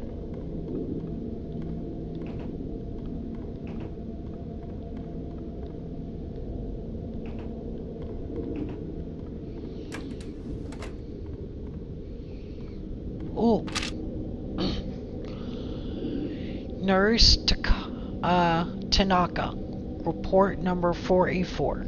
It seems we are losing patients due to surgical complications much more often than normal.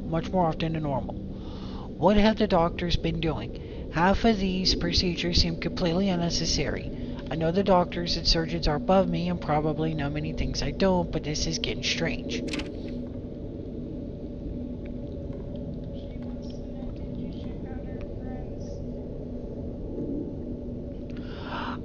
I have him written down, Charlotte. However, I have not had a chance to actually take a look. Understand that this week I have, I'm working 6 days this week. So, I'm gonna be honest, I haven't been watching much of any YouTube, because I'm constantly working. Today's my only day off, and as you can see, I'm not watching YouTube. I'm on YouTube.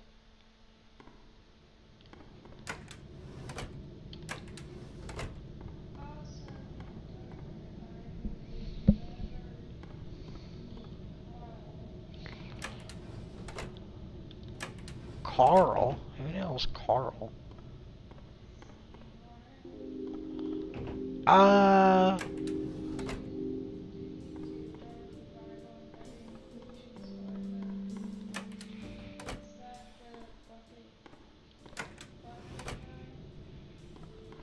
Yeah, I'm trying to remember. Who the hell's Carl? Yeah, you see, this is what happens when, I do achievements. I don't pay attention to the story, and I speed run the game. So, I don't know who the hell Carl is. Carl, I'm trying to think here. It's kind of what happens. I just don't pay attention.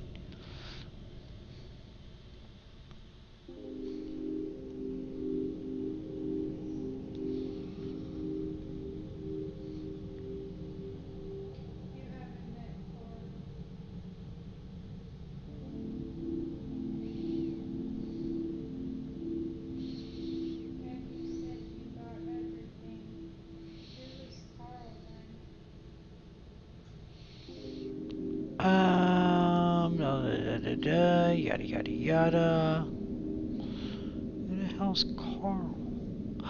Oh, yep, okay. I know who Carl is. Got it. Okay. I didn't know he had a name. Oh my goodness.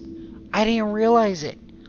So the mannequin in the Dark Revival, where you take the tour of Joey Juice Studios, and he's showing you how the cartoon process happens, and when he says the editor, it's that mannequin hanging. That hanging mannequin's Carl. I didn't know. I didn't know he had a name. Sorry.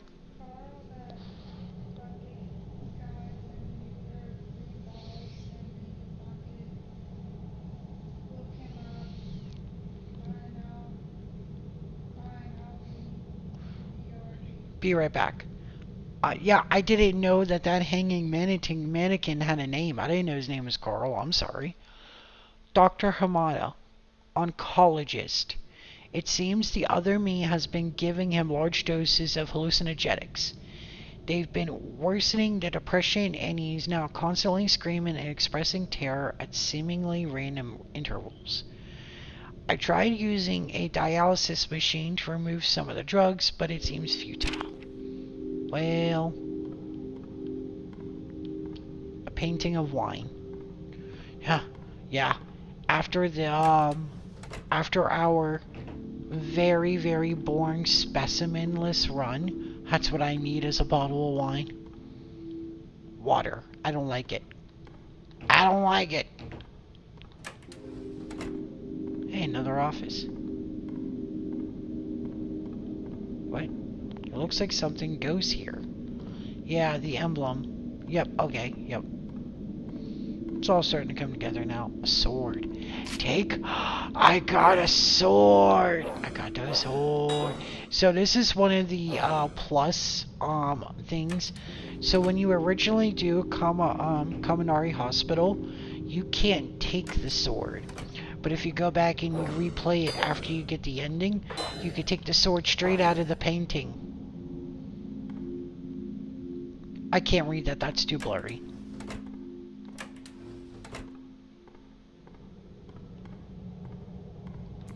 Oh, maintenance key. Oh. Fancy, fancy.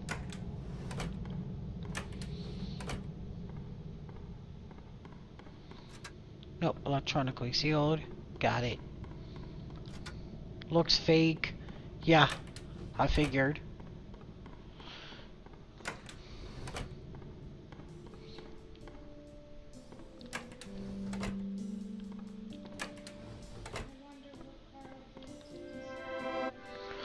I'm pretty sure Carl did that to himself. I'm pretty sure that's what happened. It seems like that it looks like just based off of the room that we could see, that we could obviously see that Joey doesn't appreciate his editors. And so I'm pretty sure he did that to himself. That's just my speculation, but that's what I think.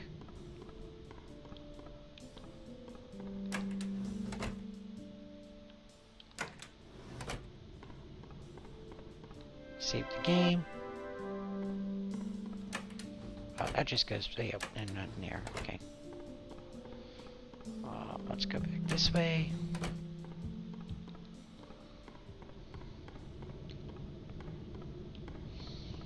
Now I'm just gonna check for maintenance room.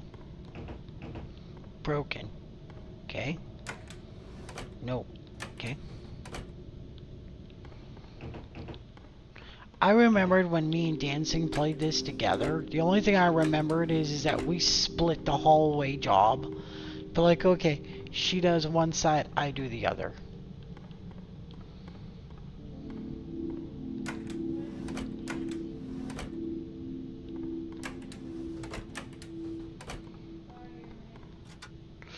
Right?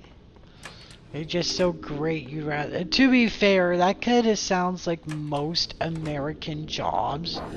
We are overworked, underpaid, underappreciated. Yeah, so it all sounds very, very, appropriate for America. Let's just be honest. There, I'm just gonna, there. Now I can come this way. I don't think I should have done that because now I've just confused myself. But you know what? That's fine. We have that for later, okay? Because that's just a shortcut that you can't get until later on after you've been in the hospital the first time. So to give us the full experience, we're not going to take the shortcut. Because I hate myself, and this is what we do. Okay, we're in a new section, okay? Broken. Oh my gosh. Oh, brain scans, MRIs. Ugh, that's not good on the neck. Obviously the cleaning people have been slacking. Broke. Okay. Oh! Yeah, you should not be doing that, bed. This bed broke the gravity. Gravity, what are you doing? Silly gravity. You go down, not up. Okay. That's just upsetting. Oh, great. Okay. Dr. Kanamaga, hematologist. The patient did not recover from the blood loss. I feel like there's a monster inside my head and it's pushing me away while it works on something. I wake up in the patient's room standing over him with an arterial catheter while an arterial catheter was in the patient, letting him just bleed out onto the floor. Sir, that is what we call medical malpractice. That is called loss of license. Give me your license, you don't deserve it. Okay, hold on. Alright, I remember this chair at least. So, before we do anything here, we're gonna run back this way, because I believe this should take us back to the main hall. We're gonna save.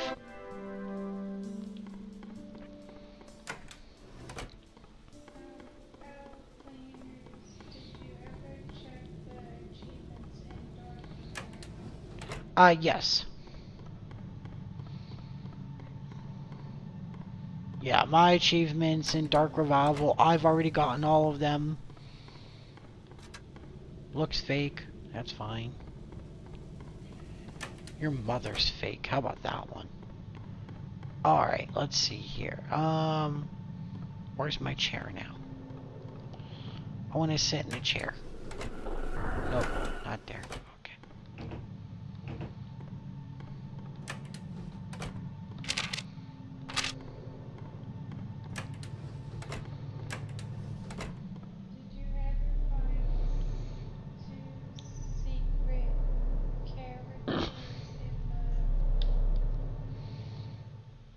Archives? Yep. Alright, so we're just gonna sit here and chill for a minute, guys. Why are we gonna sit here and chill? Because this chair is awesome. I haven't sat in ages. I've been running in this place forever, and finally I could take a seat. Maybe I'll just take a small nap while these pretty little snowflakes fall from the screen.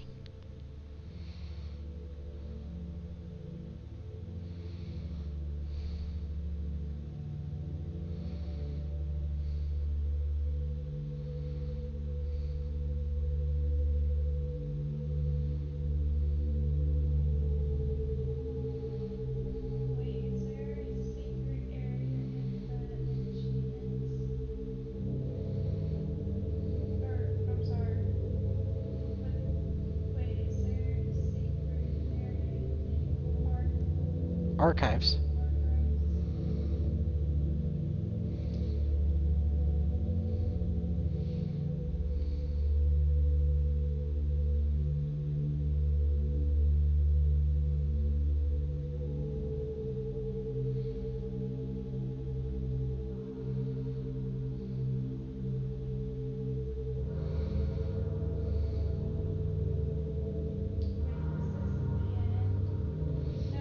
No, no, no, no. It's not the end. It's not the end. It's not the end. I promise. This is just a neat little section. This is just a way you can, yeah. Was that my dad? Ugh. Just a secret way that, you know, you could die in the game. It's fun.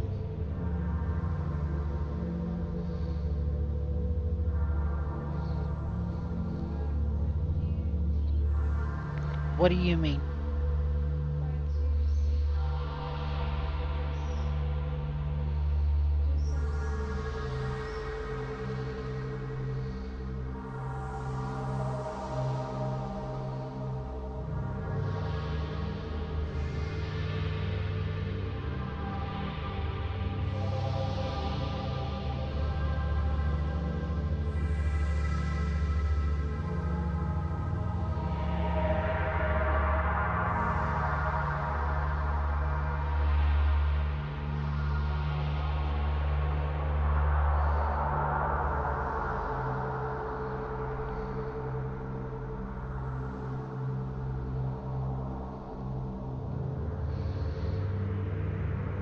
Do do do do do do do do do do do.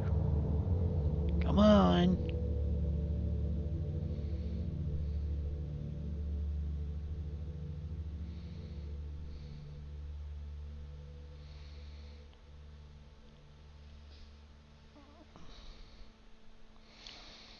I thought you were like supposed to die here.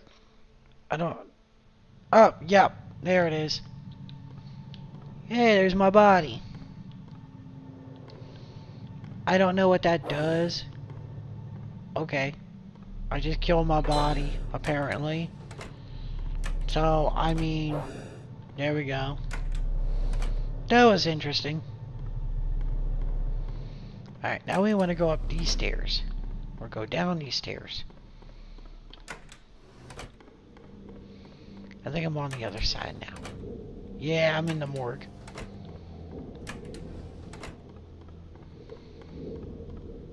Yeah, before I grab that key, or that shiny thing, whatever the heck it may be.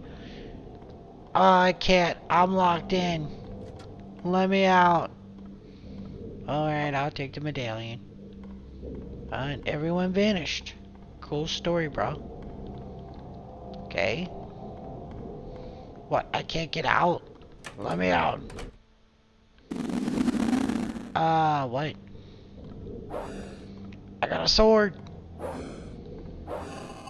I got a sword. I got a sword. Yeah, go away. I got a sword. You can't scare me.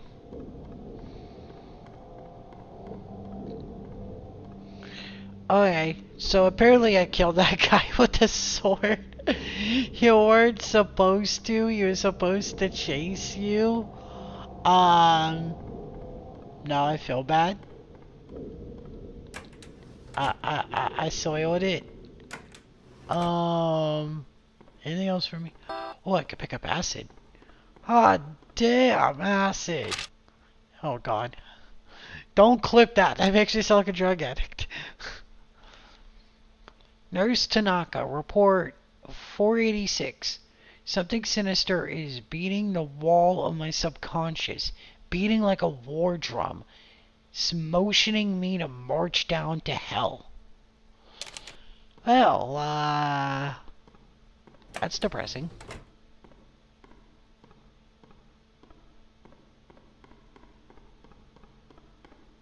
Oh, yeah, that's the other side. Okay. Cool.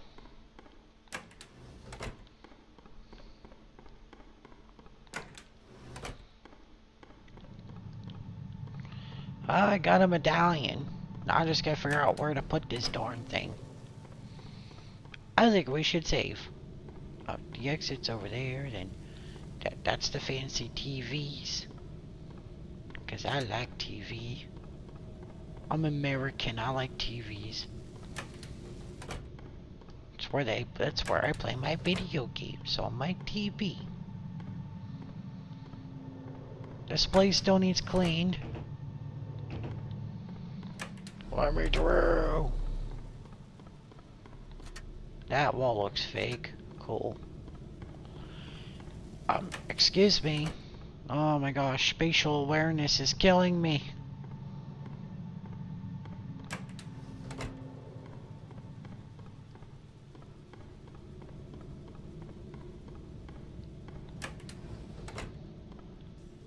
Okay.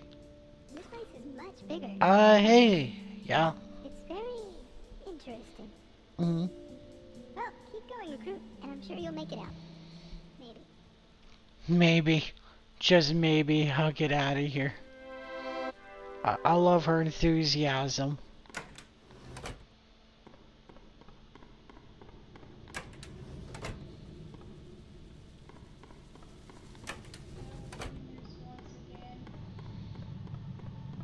Right? They're like on strike or something. Alright, I need to slow down here for a moment because I'm trying to jet through all this and then I'm like lost. Because of course I am. I know one of these rooms is one of the offices. It's the office I have to go to. There you go. See? I knew it. I knew it. I knew it. Oh no. What do I feel about this? I feel we're probably gonna get lost. I'm not gonna lie. Because I think I know what's down here. Oh, oh. Is that a spleen? I don't know what those are. Kidney, spleen? That's not good.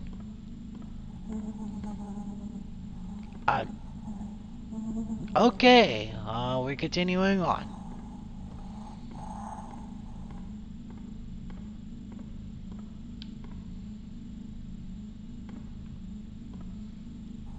Uh-huh. I got no comments for that one. Hey, lungs. Are those lungs? Are those kidneys? I think those are lungs. Are those lungs? No, I went the wrong way. Son of a gun. I just wanted to see if those were lungs. I think these are... no, I don't think those are lungs. I actually thought those were kidneys. What the... Who dropped their kidneys on the stairs? Stair kidneys, man.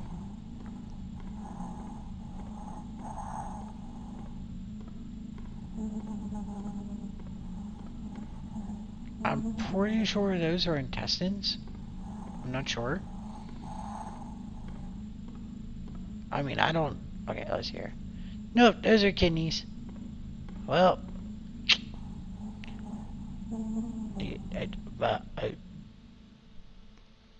Is that someone's tongue still wiggling? That's quite, interesting. Dancing always hates this part of the game. She gets so silent because she's just so morbidly disturbed by seeing all these organs on the ground. Okay.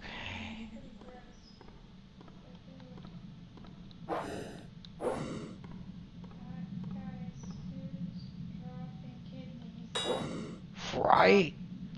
It feels cold. I just touched this wall.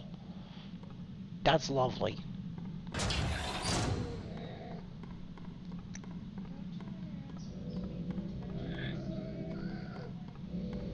What do I know?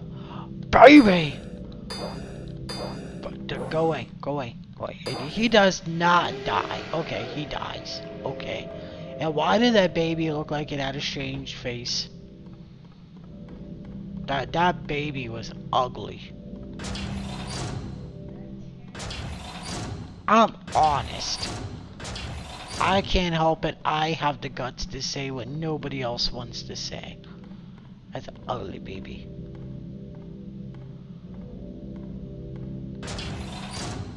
Oh, damn it, I hate this part.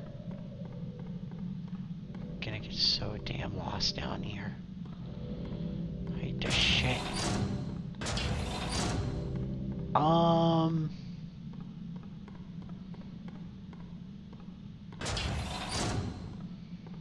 Okay, I guess I'm back over here. That happened.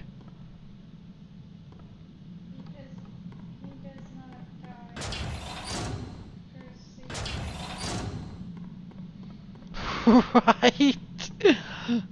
That's hilarious. This is like, he does not die. Oh, he died. Well, you know. Can't have an omelet without breaking a few eggs first.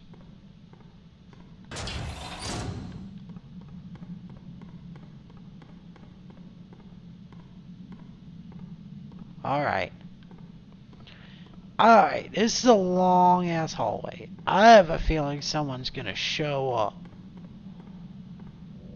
Okay, this hallway is seriously taking forever. What the hell? I see a flashing light over there. Can I get to it? Why the hell is this taking forever? Like, seriously? Is that flashing light is just a broken pixel on my screen? Or, no, it can't be a broken pixel on my screen because it's not the same pixel. Got it. Okay. There's something down there. I want it. But apparently I can't get it.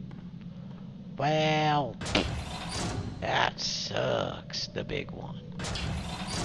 Whatever that flashing pixel was, it might have been important. Okay, what's down this way? I got that one. I'm gonna have to look up a map for this damn place because god dang it, I'm lost.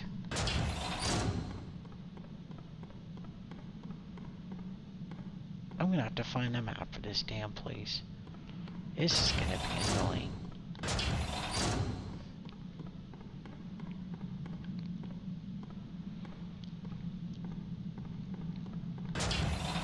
Akira, what is your obsession with gosh darn mazes? Like, seriously, bro. Okay. Like, yeah, this is not helping. Like,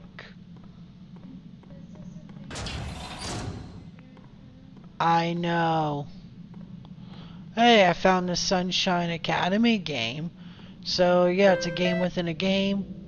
You play the game. You gotta make the woman fall in love with you. It's not that hard. There's multiple ways you can end the game. I'm not gonna play Sunshine Academy.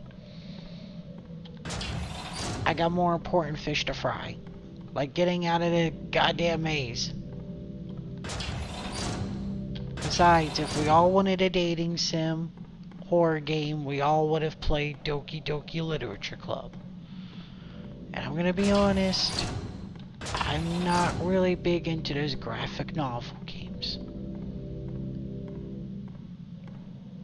Because it's just reading, and reading, and more reading. And goddamn, why am I still reading? And why the hell am I still here? God, come on. Like, let me out. If I could at least find my way back to the entrance, I can pause the game and find a map. That wouldn't be too bad. That actually sounds like a great idea. But the problem is that until I know where the hell I'm at, I can't catch my bearings. Oh god, I caught my bearings. Okay, give me a minute here, guys. Because, oh my gosh, we would spend forever, not forever, 5 ever in here.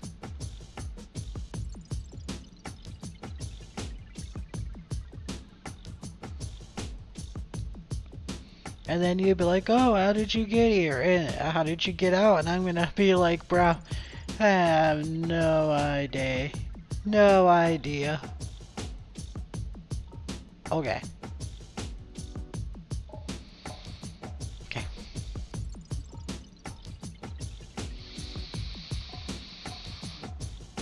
Oh. Now I feel dumb. Now I feel dumb. Okay. So if I go here.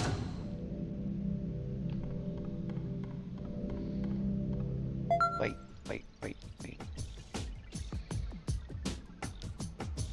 Okay. If I go here and just, oh god, we're in this platoon. Okay, So let me see. That should be...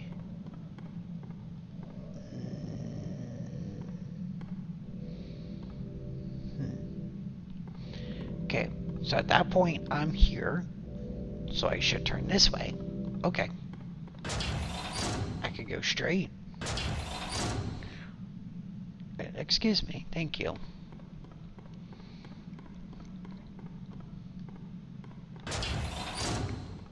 Oh my goodness, yes. Look what happens when I find my way. Excuse me. Excuse me. Fuck you, fuck you. Ah, he hurts. He hurts. He bit me. And he doesn't stop biting even as I swing at him. Leave me alone, leave me alone, leave me alone. He is immune to the sword. No, I need to go back that way. Because the entrance is up here. Okay. Okay. He does not die from the sword. He does not believe in the sword. That was terrifying.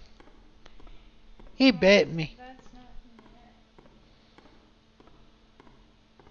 I played that's your least worries at the moment. Yeah, I'm kind of, I don't have to worry about that much longer, but he bit me. He's a jerk. Come on.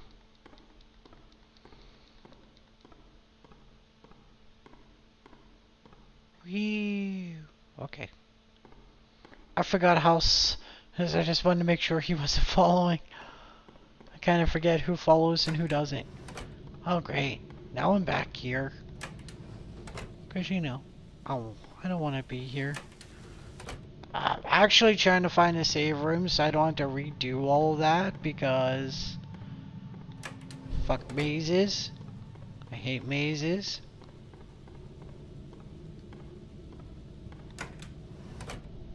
I'm better at top-down perspective mazes. There we go. Isolation room. Is an isolation room in the basement? I'm trying to remember here. Yeah, I think it's in the basement. I think it's in the basement. No, take these stairs. Run down this way. Okay.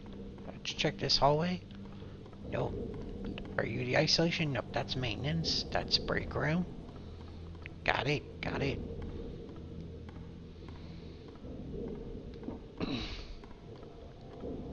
Stairs. Okay.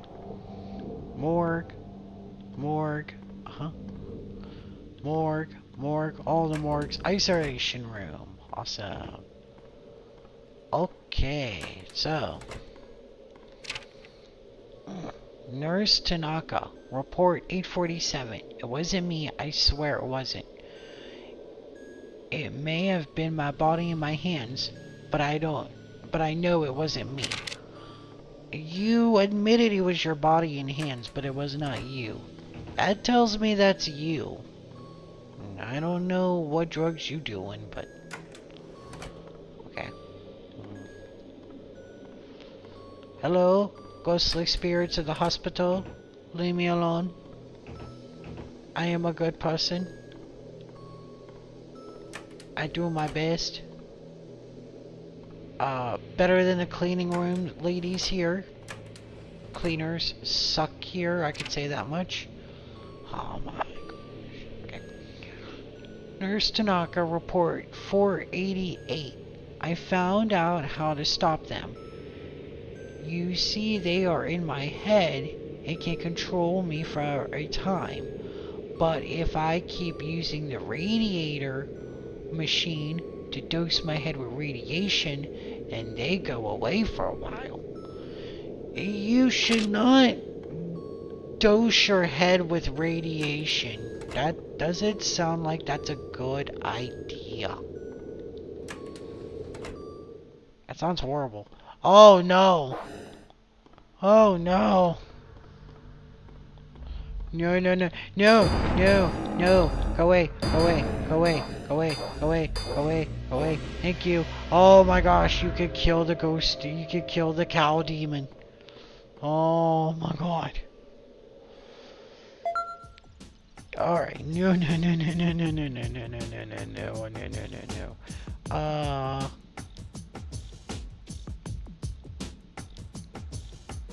No, we ain't doing this one. Are we alone?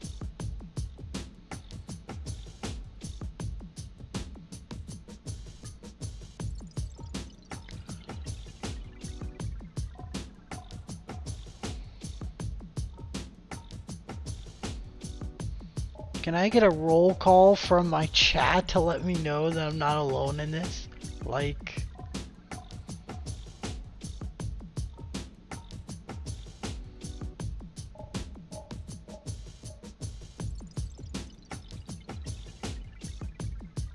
Oh, I think we alone. I think everybody had to leave. Oh, come on, give me... I need a maze. Please. I don't like mazes. Is there not a map for this stupid maze? Spooky, jump scare, mansion, ghost, cow, maze. Okay, we're not alone in this. We got Charlotte. Charlotte has witnessed the death of the ghost cow. Fucking ghost cow.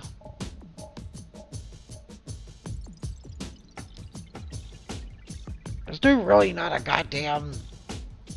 Oh my god.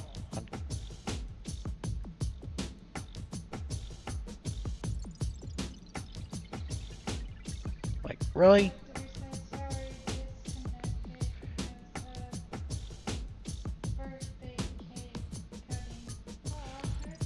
Oh, you're good, you're good. Okay, are we kidding me here? Are we kidding me? I'm gonna do this maze without the help of the internet. No! Oh, we got a maze. We got a maze. Oh, hot damn, we got a maze. Yay. I'm so excited. Wait, where'd it go? Where'd it go? Hello? My maze! There you go. Okay, okay. Yeah, I know. I will be here for 900 bajillion years if I was trying to do this without a maze. This ain't happening without a maze, okay?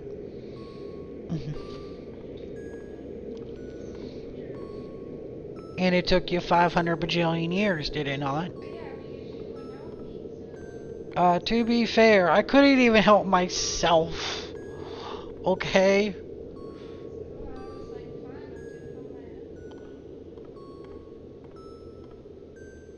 Well... maze does... the answer to the maze does not help if I still get lost. Note to self. Okay. Okay. Okay.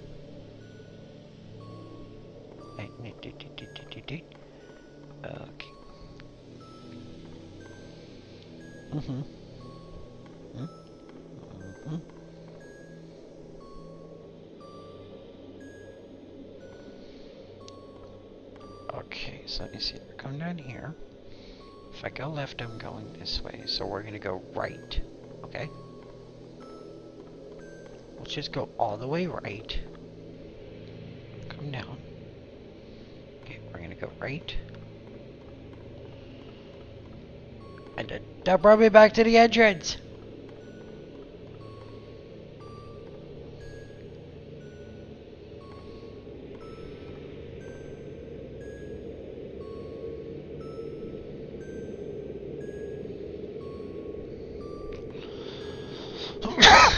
Oh, excuse me. Let me see here. Uh-huh. Okay.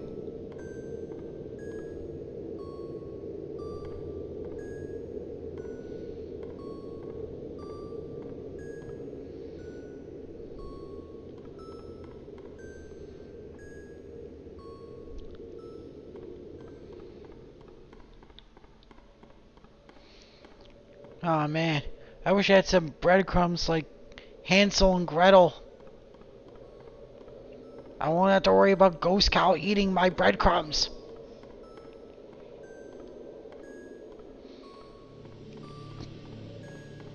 Am I this hopeless? Am I really this hopeless that I have a maze? I have the answer to the maze, and I still can't get the hell out. Oh my fucking god, I'm hopeless. You better leave me now, because like, if we ever get lost in a maze, we're dead to like, scarecrows, like.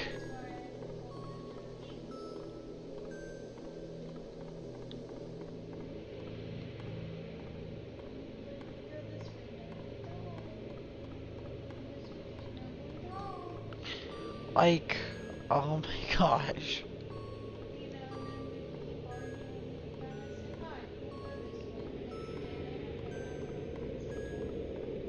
It happens a lot.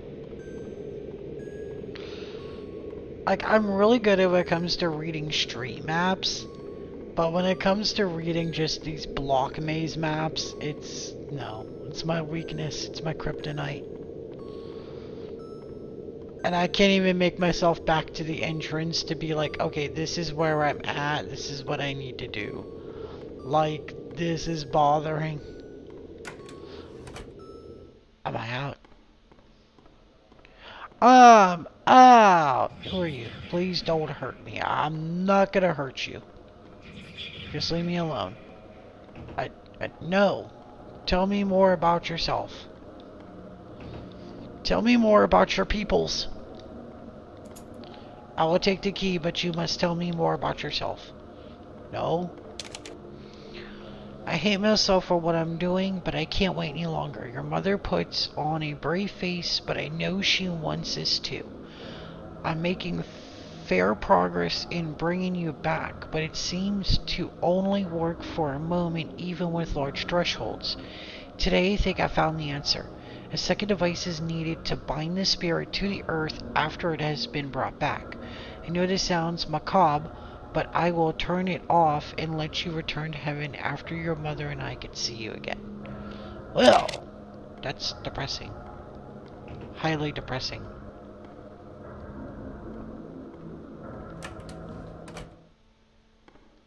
Please don't tell me I have to go back through the maze. I'd appreciate it if I don't. Yay, no more maze for us. We did it! Now we can leave. Because leaving is important. Damn, this place is dark.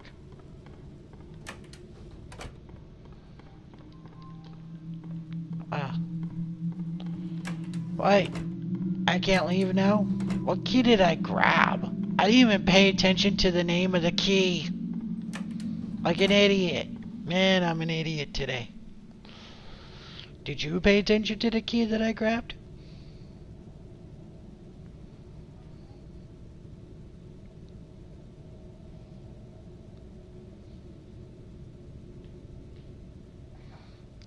You know, you were supposed to pay attention to these things.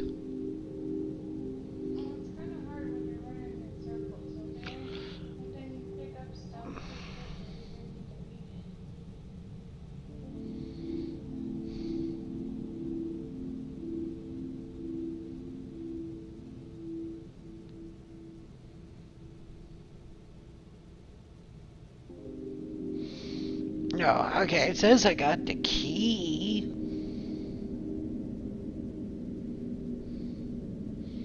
So, I should be able to leave now. So, let me out. Or do I actually have to find the one that says exit? Because that would be dumb. I actually have to find the one that says exit. This is dumb.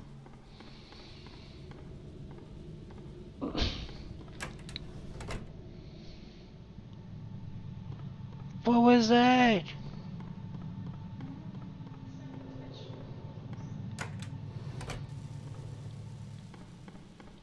Exit! Yay! Alright, let's leave this hospital. Oh, there you are. I guess there's Yes. still some hidden things down here. Yeah, Keep going, and we'll see what happens. got it. See you Shank you, later. shank you. See you later. I got a sword. I like the sword. Sword's fun. Alright, we did it within 38 minutes, 18 seconds. That's not bad. That's not bad. So.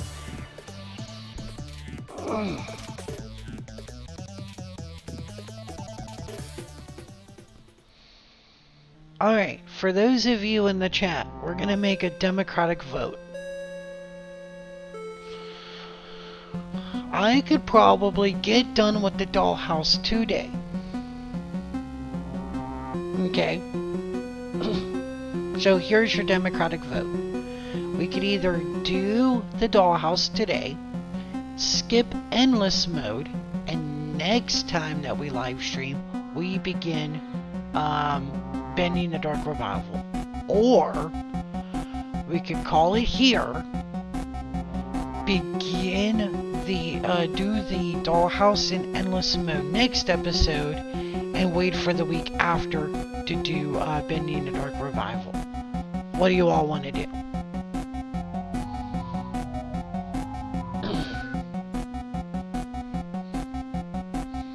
I'll give y'all some time to make a vote in the chat.